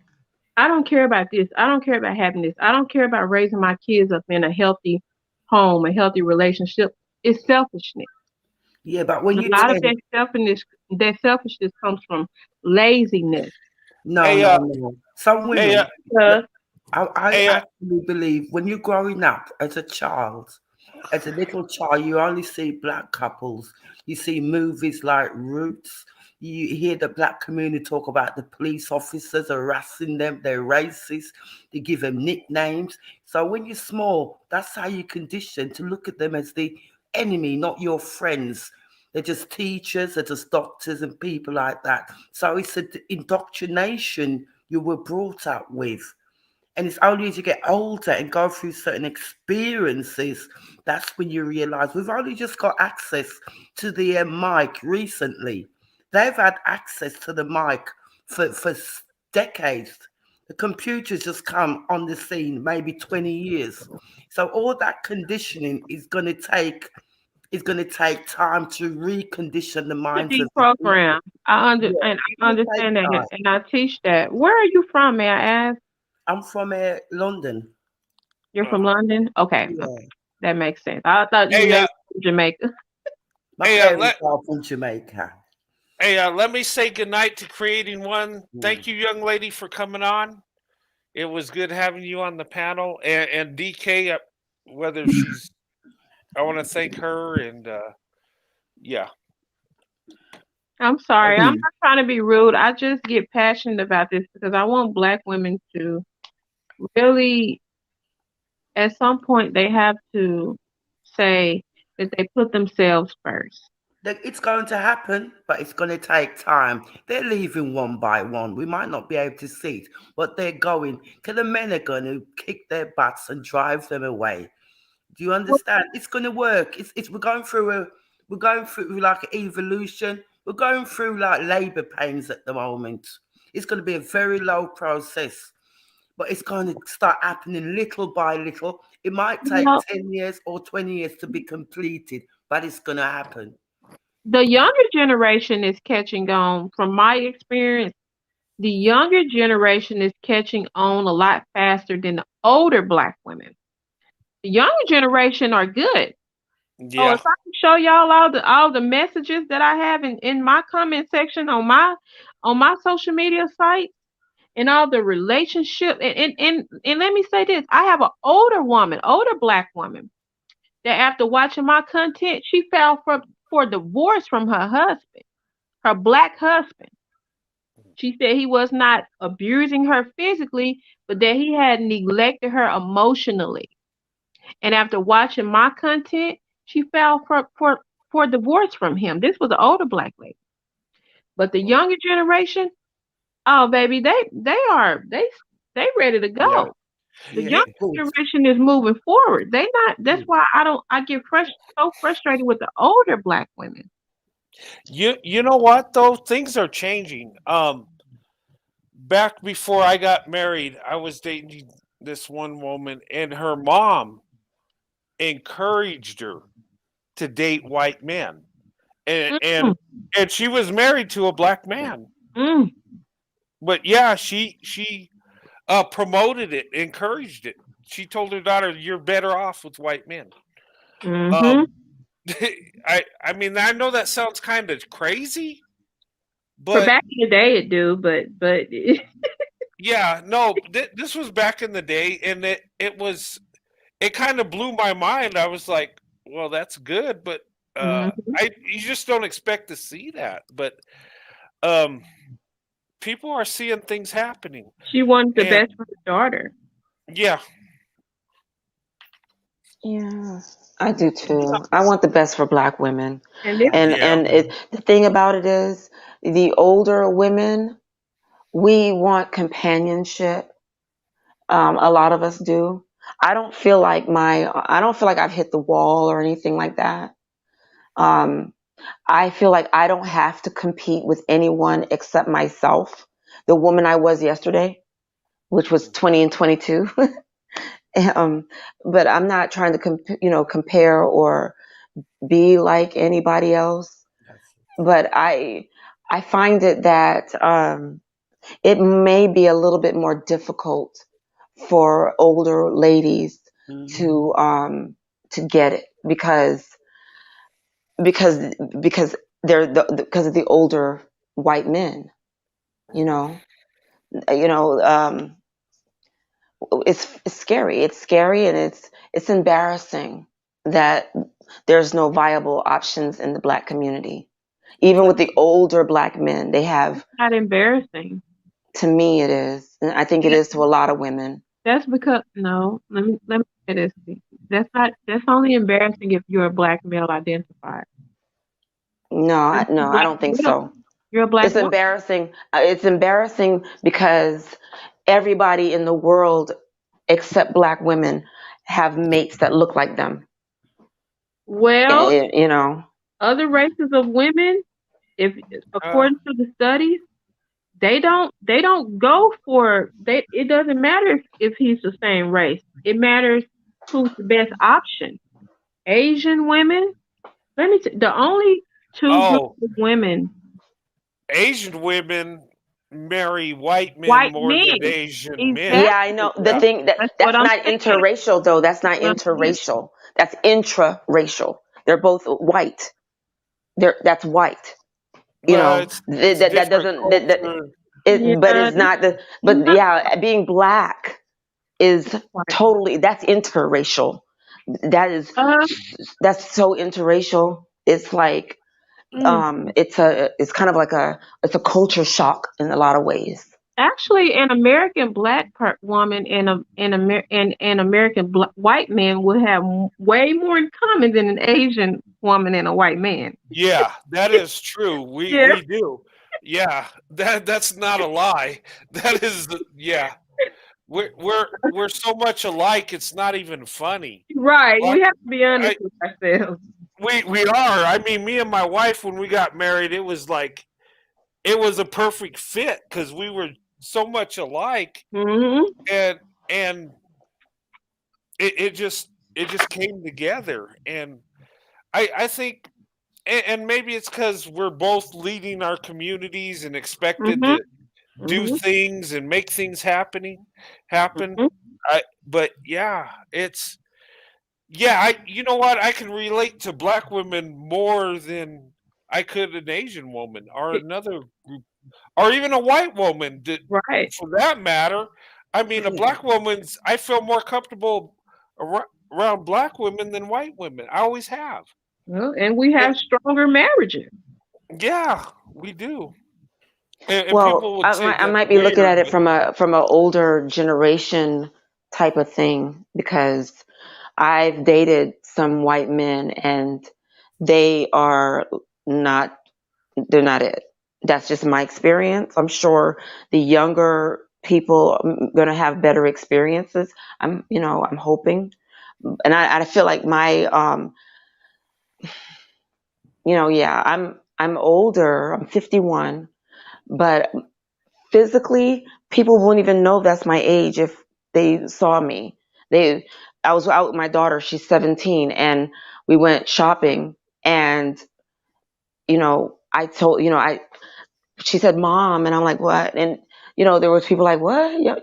But the thing is, I don't feel like I don't feel like I don't. But I'm not going for the young boys or the younger men. So I'm going for my age group, because I'm going for men in my own age group, and I'm open to, my options are open, and I have dated, I've gone out on dates, and they hadn't even, I couldn't even get past the first date. That's just my experience. Can I ask why? Why do you think you couldn't get past the first date? Well, the last man I went out with, I think he was like 60 something years old. No, I'm sorry. Yeah, no. The last guy was 40 something, 42, I think he was. And he was a gentleman, very, very nice. And we went out on several dates. This guy, I felt very comfortable with this gentleman. He was a very wonderful man.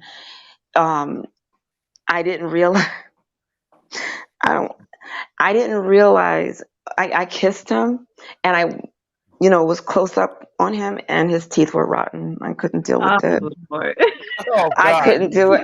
That was a hard no after that. I was like, oh, shit. His teeth were rotten. Can't knock you there.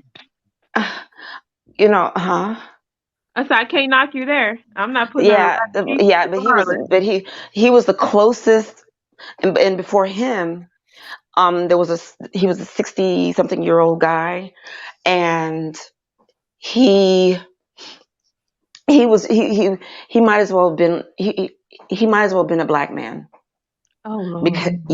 Because he was looking for someone to take care of him. No. So I'm like, no. I tell people Pookie's come in pink. But I tell people you have to vet regardless. He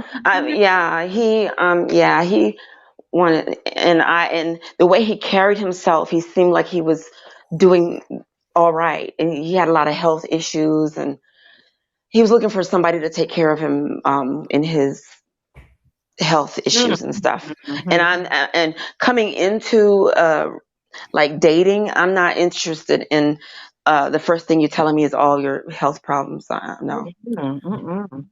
Why so not? I'm like, why not? No, I know. I'm just joking. You're supposed to put your best. You're supposed to put your best foot forward. And if you're not if you're not healthy, you should not be dating. You didn't sign up to be nobody's CNA. No, I know. No, that was that. And I haven't dated since. And that was about 5 months ago. And I've been I have not. I have a cousin, and she has not had a relationship. What I'm talking had relations, I should say. She has not had relations in years, and I haven't had relations in 4 years. Wow. My mother hasn't had relations in about 15 years. And Lord, I can't do it. I swear I can't do it. So mean. I be like, lady, you need to get laid. Like, I know, right? so mean sometimes. I'm like, lady, you need. Yeah, but I can't just lay down with anybody. I can't do that. That's just gross. I try to tell her exactly. She was married to my daddy until he passed away when I was 17. And I'm like, you need, you need to go where. But see, the thing is, you have to go where good men are. Nobody's gonna be perfect, but you have to go to places where there are more good men. Where is that? I want to go. Upscale bars, go wine tasting.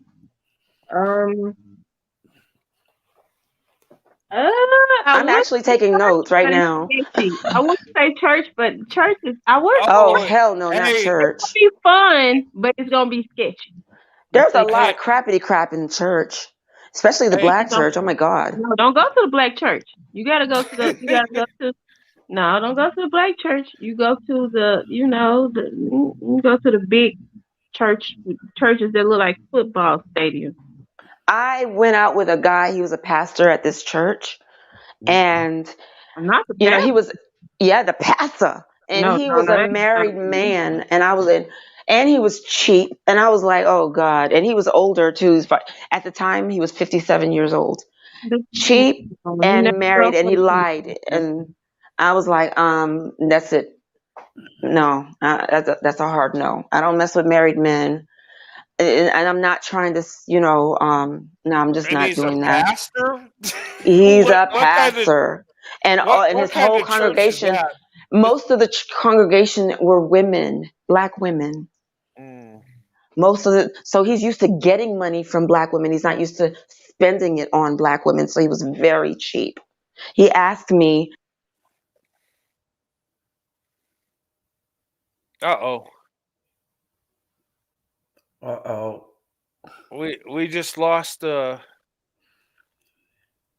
Green Goddess. All right, I'll put the link back up. Maybe she just fell off. Hey, Happy New Year. It's New Year's on the West Coast now. Pacific time, it's 2023. So we've covered New Year's on all time zones in America. That's amazing. I wasn't expecting to go this long tonight, but this has been a good show. Yeah. You've been quiet. Huh? The guy in the green, he's been quiet. Oh yeah, Alexander. Hey, Alexander. Yeah, I was just enjoying the conversation that the women were having. Yeah, and I think it's I think it's time for black women to put their happiness first and put themselves first, because at the end of the day, it's not worth waiting for a black man to just come and choose to marry you. It really isn't worth it. So I agree. Yeah. And hey, even Green Goddess, welcome Hey, back. sorry about that. I don't know. I was talking and stuff, and I didn't know when I was knocked off. Yeah, sometimes it does that. Sometimes StreamYards you'll just fall off. And if that happens, just come back on. I don't kick nobody off the panel unless, they get disrespectful or rude. But yeah, sometimes you'll just fall off, and it's just I don't know why it does that. It just does it sometimes. But Thanks for letting me back on. oh yeah. I really appreciate these conversations, and I'm hoping that the younger black women will find it helpful. Yeah, I just hope that everybody work it out. I hope so. It's a new year, honey. This is gonna be the best year of my life. I just know it. Yeah, make it the best year. The young black women are out here like, because they look at what they see, what they saw their aunties and their grandparents and even some of them their mothers go through, and they're like, oh no, I don't want that. And these kids are coming out the womb right now, so they like, no, they talking at 3 months now. They saying words. So it's like this new generation is they're not going, but these older women, those are the ones that I find are just a little bit more, stubborn. And even when you play the numbers games with them, I'm like, even if every black male and man in America was decent, even if all of them were good, they're still would not be enough for every black woman. Yes. So you have to open your options, and oh Lord, I've heard some of the crazy tell me everything under the sun. Some of them I had them cuss me out and call me self-hater. I'm like, how am I a self-hater? Because I want you to find love. Like, how am I self-hater? But I love my black king. And I'm like, oh Lord, king of what? Kings have kingdoms. Where's his kingdom? To be honest, I am 56, and I used to hate being on my own. But now I'm on my own. I find it's so peaceful, no stress. I go to bed when I want to. I eat when I want to. I feel so free. I know when I first started speaking to you all, you said, "Oh, you need to live for yourself." Mm-hmm. I had a liver operation the other day, a couple of years back, and after they did my liver, later that night, I also had a brain tumor. So I think that's the reason. I think the way I've got to be very particular with the kind of people I have around me. Yeah. Because my most important thing in my life is peace of mind. Mm-hmm. I'm no longer scared to be on my own because I've had enough sex all through my life. So I'm no longer frightened. So I feel quite liberated. If I meet a nice guy, I'm not looking, but if I do meet, I want friends. If I do Mm-hmm. meet a nice guy, well, so let it be. But not one who's going to put me around the cooker or expect me to be his carer, Right. because I've done all the labor already. So I'm enjoying my life in my way with peace, because I do think peace is happiness. I And don't that's use the word yeah. lonely. I use the word peaceful because I think it's very important, the words you use. When you say Mm-hmm. lonely, it sounds like you're vulnerable. So I Yeah. use the word peaceful. If I'm Mm-hmm. supposed to meet someone who's good, I'm going to meet him. Do you Mm. understand? Yes, I'm just kicking back Yes, I and do. enjoying my own life, giving myself a lot of self-love and appreciate that peace I've desired nearly all my life. Do you see where I'm coming Mm-hmm. from?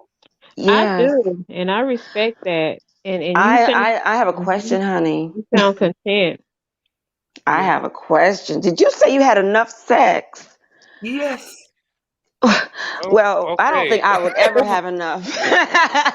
But the difference between her and that's a good thing because she sounds content and she's went through life experiences that caused her to kind of realize what's important. You know, she's important.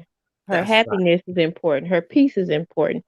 But there Yeah. are women that are out here that are not happy being alone. Some women can handle being content, and I've told women, you know what? If you can't find a good man, those dogs and cats that they threatening you with and telling you that you're gonna die alone, those are a better option than being with a man that's not gonna treat you right. Well, I do Yeah. have a cat. Yeah. I do have a Yeah, cat who's that's not good. temperamental. You know what I mean? My Yeah. my peace of mind is the most important thing to me. So my peace of mind is my health. My peace of mind is my life. And I've had a near miss, and I've seen a lot of people get wiped out from being in the wrong relationship, being scared of being on their own. I've got what I need from a man. I've got my 2 kids. Do you understand? Yes, I don't ma'am. want to be with someone I've got to wonder if he's cheating on me, if he's holding back financially on me. I Yes, don't want the games. I want the peace of mind. However, if I go out there and I am lucky enough to meet a decent, whether white Indian guy, I can go for a dinner with, walk through the park with, go on holiday with, but not someone who's going to put me around the cooker. yes, ma'am. Yeah. Understand that. Hey guys, I'm gonna have to wrap this up. Mhm.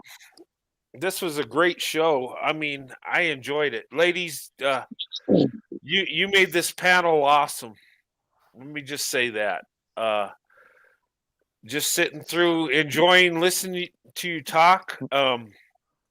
And we can learn something from these panels. And I would just say, black women, hold your head up. You're valuable. You seriously, you're the most successful woman on the planet right now. I'm just going to say that. When it comes to education, when it comes to entrepreneurship, when it comes to marriage, I mean, you're leading the way right now. Mhm. And stats validate what I'm saying. So keep that in mind and have your options open for the best man for the job, whatever he is or looks like or whatever. Put yourself first. It's about you, and it needs to be from here on out because you've done enough for everybody else. It's time to, you know,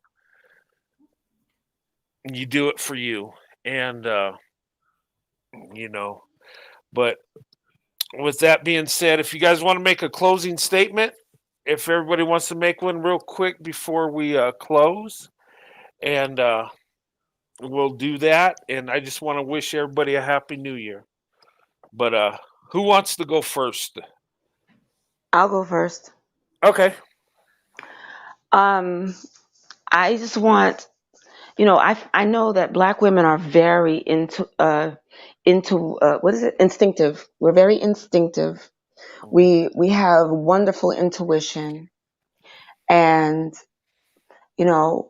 being alone doesn't mean being alone is actually a wonderful thing because I had to learn who I am. I had to learn what it is I like. I had to learn, and through experiencing things that I've never done before, finding uh, uh, hobbies that I had never thought I would be interested in. Those things opened me up to a world that I didn't think was available to me. And I just want Black women to it's okay to be alone. When the opportunity arises, I will go out and I will date. And I'm listening, I'm looking, I'm studying. There's body language, asking questions, and probing questions. It's very important that we take care of ourselves. We have got, and the only way to do that is you have to do it alone. Nobody can do it for you. Happiness is within. You're never alone when you have yourself. You're never alone. As long as you have yourself, you have to be your own best friend. You have to be your own bodyguard. You have to be your own biggest fan. You have to tell yourself in the mirror how beautiful you are. Appreciate yourself. Love yourself. It's a journey. It's a journey that only a person can do on their own. So being alone is okay. Everything else is distractions. Thank you for letting me share. No, thank you. Okay, who's next?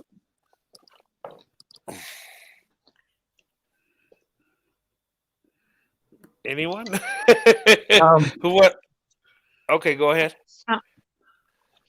I think and Black women, I think it's also time for this, and the thing is the race loyalty thing, and I think I did a live about this. I think about a few days ago. And Black women, at the end of the day, you gonna have to because at the end of the day, it's like Black women has been socialized to think about black love and think, you know, they and if they think about dating out, they'd be called, every name in the book. But the thing of it is that when you look at like and I know I've said congratulations to her, but I just want to say again, congratulations to both Divested Witch and Corey Yonder for because they are both married to white men, and they're living their best lives. And black women, what are you waiting for? I mean, you see how black men treat you in the black community. As far as I'm concerned, enough is enough. With this whole, oh, I don't want to date a white man because of slavery and stuff. Is there wouldn't, and the thing is, I agree that they were taught, one side of the slavery talk, but wasn't taught about the other side. Because if they were, to hear that the main reason why, it, things happened the way it happened when it came to slavery is because black men were selling, black people off to the white man. So the thing of it is that we we we we can't blame slavery on just the white man doing it. Black men were the ones that you know sold their own people into slavery, and then they had their own slaves. So, and then it's like, so I don't see a problem with black women dating white men or Asian men, or and just remember to vet them, because like Fiberton said, uh, I mean, yeah, but like I said, black women, it's time to get out your comfort zone. So, All right. Nicely put. Thank you so Thank you. much. Thank you, Alexander. Hmm. Yeah, thanks, Alexander. That was well said. you. Absolutely. Okay, who's next? Got two more. Should I get it out of the way? Oh, yeah, sure. Go ahead. All I can say, thank you for this podcast. And many others are out there trying to save the black women. Black women have to get used to not using the word lonely, but use the word peaceful. Many of my family, female friends have passed away because they were in wrong relationships. Black women, don't be afraid no more. Let go of fear. You've got to be like lions now, because we're in trouble. We've been in trouble for decades. Thank God we've got access to the mic so our voices can be now heard, because we were silenced, because they were the only ones who had access to the mic. The only reason they're trying to hold back black women is because they don't want it to become a trend. They're not used to seeing black women with a lovely garden. They're talking about 50-50. They're talking about what does a woman bring to the table. They're not thinking about doing the garden. They should build the houses while the women decorate it. women, black women, save yourself. Fight for a good life because you only have one. And thank you, all you ladies, for having patience with me. You know what I mean? Because I know I started with a whole lot of passion, but it's something I'm glad I've seen this change coming. I want black people happy. I want them to have children. I don't want them to just say, well, I just want black kids. You want quality children. Your womb is supposed to give birth to blessed children because you sacrificed all your life to raising these children. Save yourself. This race loyalty is not working. The prison industrial complex is becoming full, right? Have quality children, not just children. That's all I want to say. Thanks a lot, though, for listening to me and having patience with me. Thank you so much for that. Thank you so Thank much. you. That was very good. Thank you so much. Truth hurts. Mhm. You got a channel. So what is the name of your channel? The Is it channel that I kind of post on is Truth Be Told 777. okay.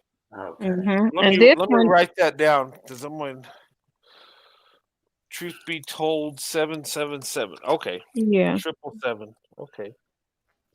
All right, guys. Check out that channel and give her support, yeah. Definitely. I just want to say, Give what me a Alex minute. Give me a minute. Let me just grab a pen, please. okay. Give me 1 minute. Just 1 minute. Let Okay. me grab a pen to write it down. Wait, so it's truth be told 777 or Yeah, that's the one that I'm gonna be posting on a lot more than this one that I'm on right now. It's a long, like crazy name that most people can't. Oh, okay. No, it's I'll, it's a good one. No Kings of DL and all that. I don't. I'm ready now. I've got it. Okay, it's Truth Be Told 777. Yes, I've got it. I've got it, love. I've got it. Yeah, Mm. I'm waiting. Go on. Yeah. I just wanted to say, to kind of piggyback off of Alexander and what is her name? The lady that spoke last. Lady Lady Win. Rush. Lady Rush. Windrush from the Windrush generation. Okay, beautiful. Lady Windrush. That's very true. I just want black women. I know that I come off as very passionate and strong sometimes, but it's because I think with a lot of logic, and I kind of apply more logic than emotion sometimes, but I'm learning to be more empathetic when dealing with black women. But I truly just want to see black women happy. I've seen black women slave and be murals for their communities for so long. I had an auntie that died not too long ago. She fell asleep at the wheel. She was working 2 jobs. She was tired. She was raising her step granddaughter's kids. You know, she was taking care of her husband that was a drug addict. So I've seen it. I've seen black women pretty much put everybody before themselves. You know, my mother wasn't like that, but like I said, I had an auntie, and she's not the only one. She's just the one that passed away not too long ago. But I truly want to see black women put themselves first, put their happiness first. The one-sided race loyalty, like Alexander was saying, it doesn't get you anywhere. And at some point, you have to make a decision. You have to make a decision to put yourself first and to be an example to the younger generation. And that's pretty much it. I just want black women to put themselves first. all right. Thank you. Thank you for having me. That was very nice. It was. Thank you, ladies and gentlemen. And I'm going to leave now. Have a great new year. Hey, thanks for coming on. It's been awesome. Thank All you. right. Bye-bye. Bye-bye. Thank you. Thank you. Brent, Yes. I'm going to be having a live at 7. Oh, let me see. At 7:15, and it's going to be in the morning time. Oh, okay. And yeah, So you've got a podcast as well, yeah, Yeah, Alexander? yeah. Alexander Brannon has a channel also. What's the name? Alexander Brannon. Okay. Just Okay. yeah. yeah, Thank yeah. you. A lot of Thank you. people on this channel follow him too. So yeah. Okay. Thanks a lot as well for having me. I've been trying to get up here for ages. I finally made it, you know. Well, we enjoyed having you. Thanks for coming up, and then Okay. Thank you. And have a enjoyed wonderful you too, and happy New Year. to you too, sir. Take care now. All right, you too. Thank you so much. Okay. All right, and okay. All right. Well, this was a fun show. It was a great discussion. We got to hit New Year's in all time zones. So I hope you enjoyed this show. Alexander, thanks for coming on, brother. It's always good to have you on the show. And he's got a show at 7, and that's Eastern time, right? Yes, sir. Okay, 7 a.m. Eastern time. Okay. So Yeah, it'll be 7:15 because oh, okay. me and my yeah.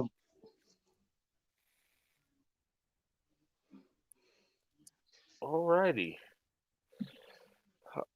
All right, Alexander. Well, we'll see you then. And everybody on the live, thank you so much. And Happy New Year. God bless you and your families.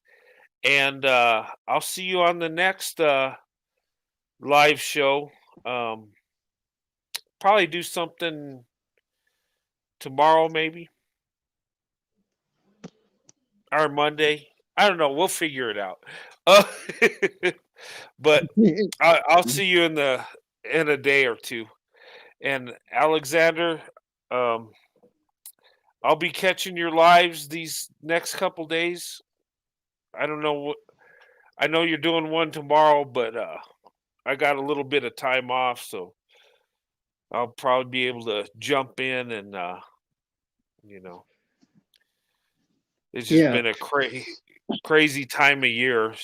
So, but anyway, guys, have a good night. Alexander, you have a good night, sir. Take care of yourself. Get some rest, okay, buddy?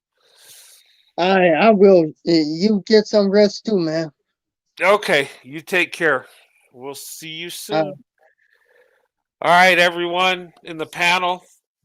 Thank you so much for coming on the panel tonight. And thank you in the comment section. Without you guys, this don't exist. Without you guys, we don't have these great discussions. Without you guys, we don't learn what we're learning. And you know, and I would say, you know, to black women, like we've been saying, put yourself first. Black women, you are the prize. Black women, you are the most successful. You are the most beautiful. Okay. And you know, it's time you put yourself first. If anybody deserves the best, it's black women, because black women are the best. But anyway, have a good night. I hope everybody had a good New Year's. And you know, I just pray this year will be better than the last year, and as we move forward. And but anyway, have a good night. God bless you and your families, and I'll see you soon. God bless.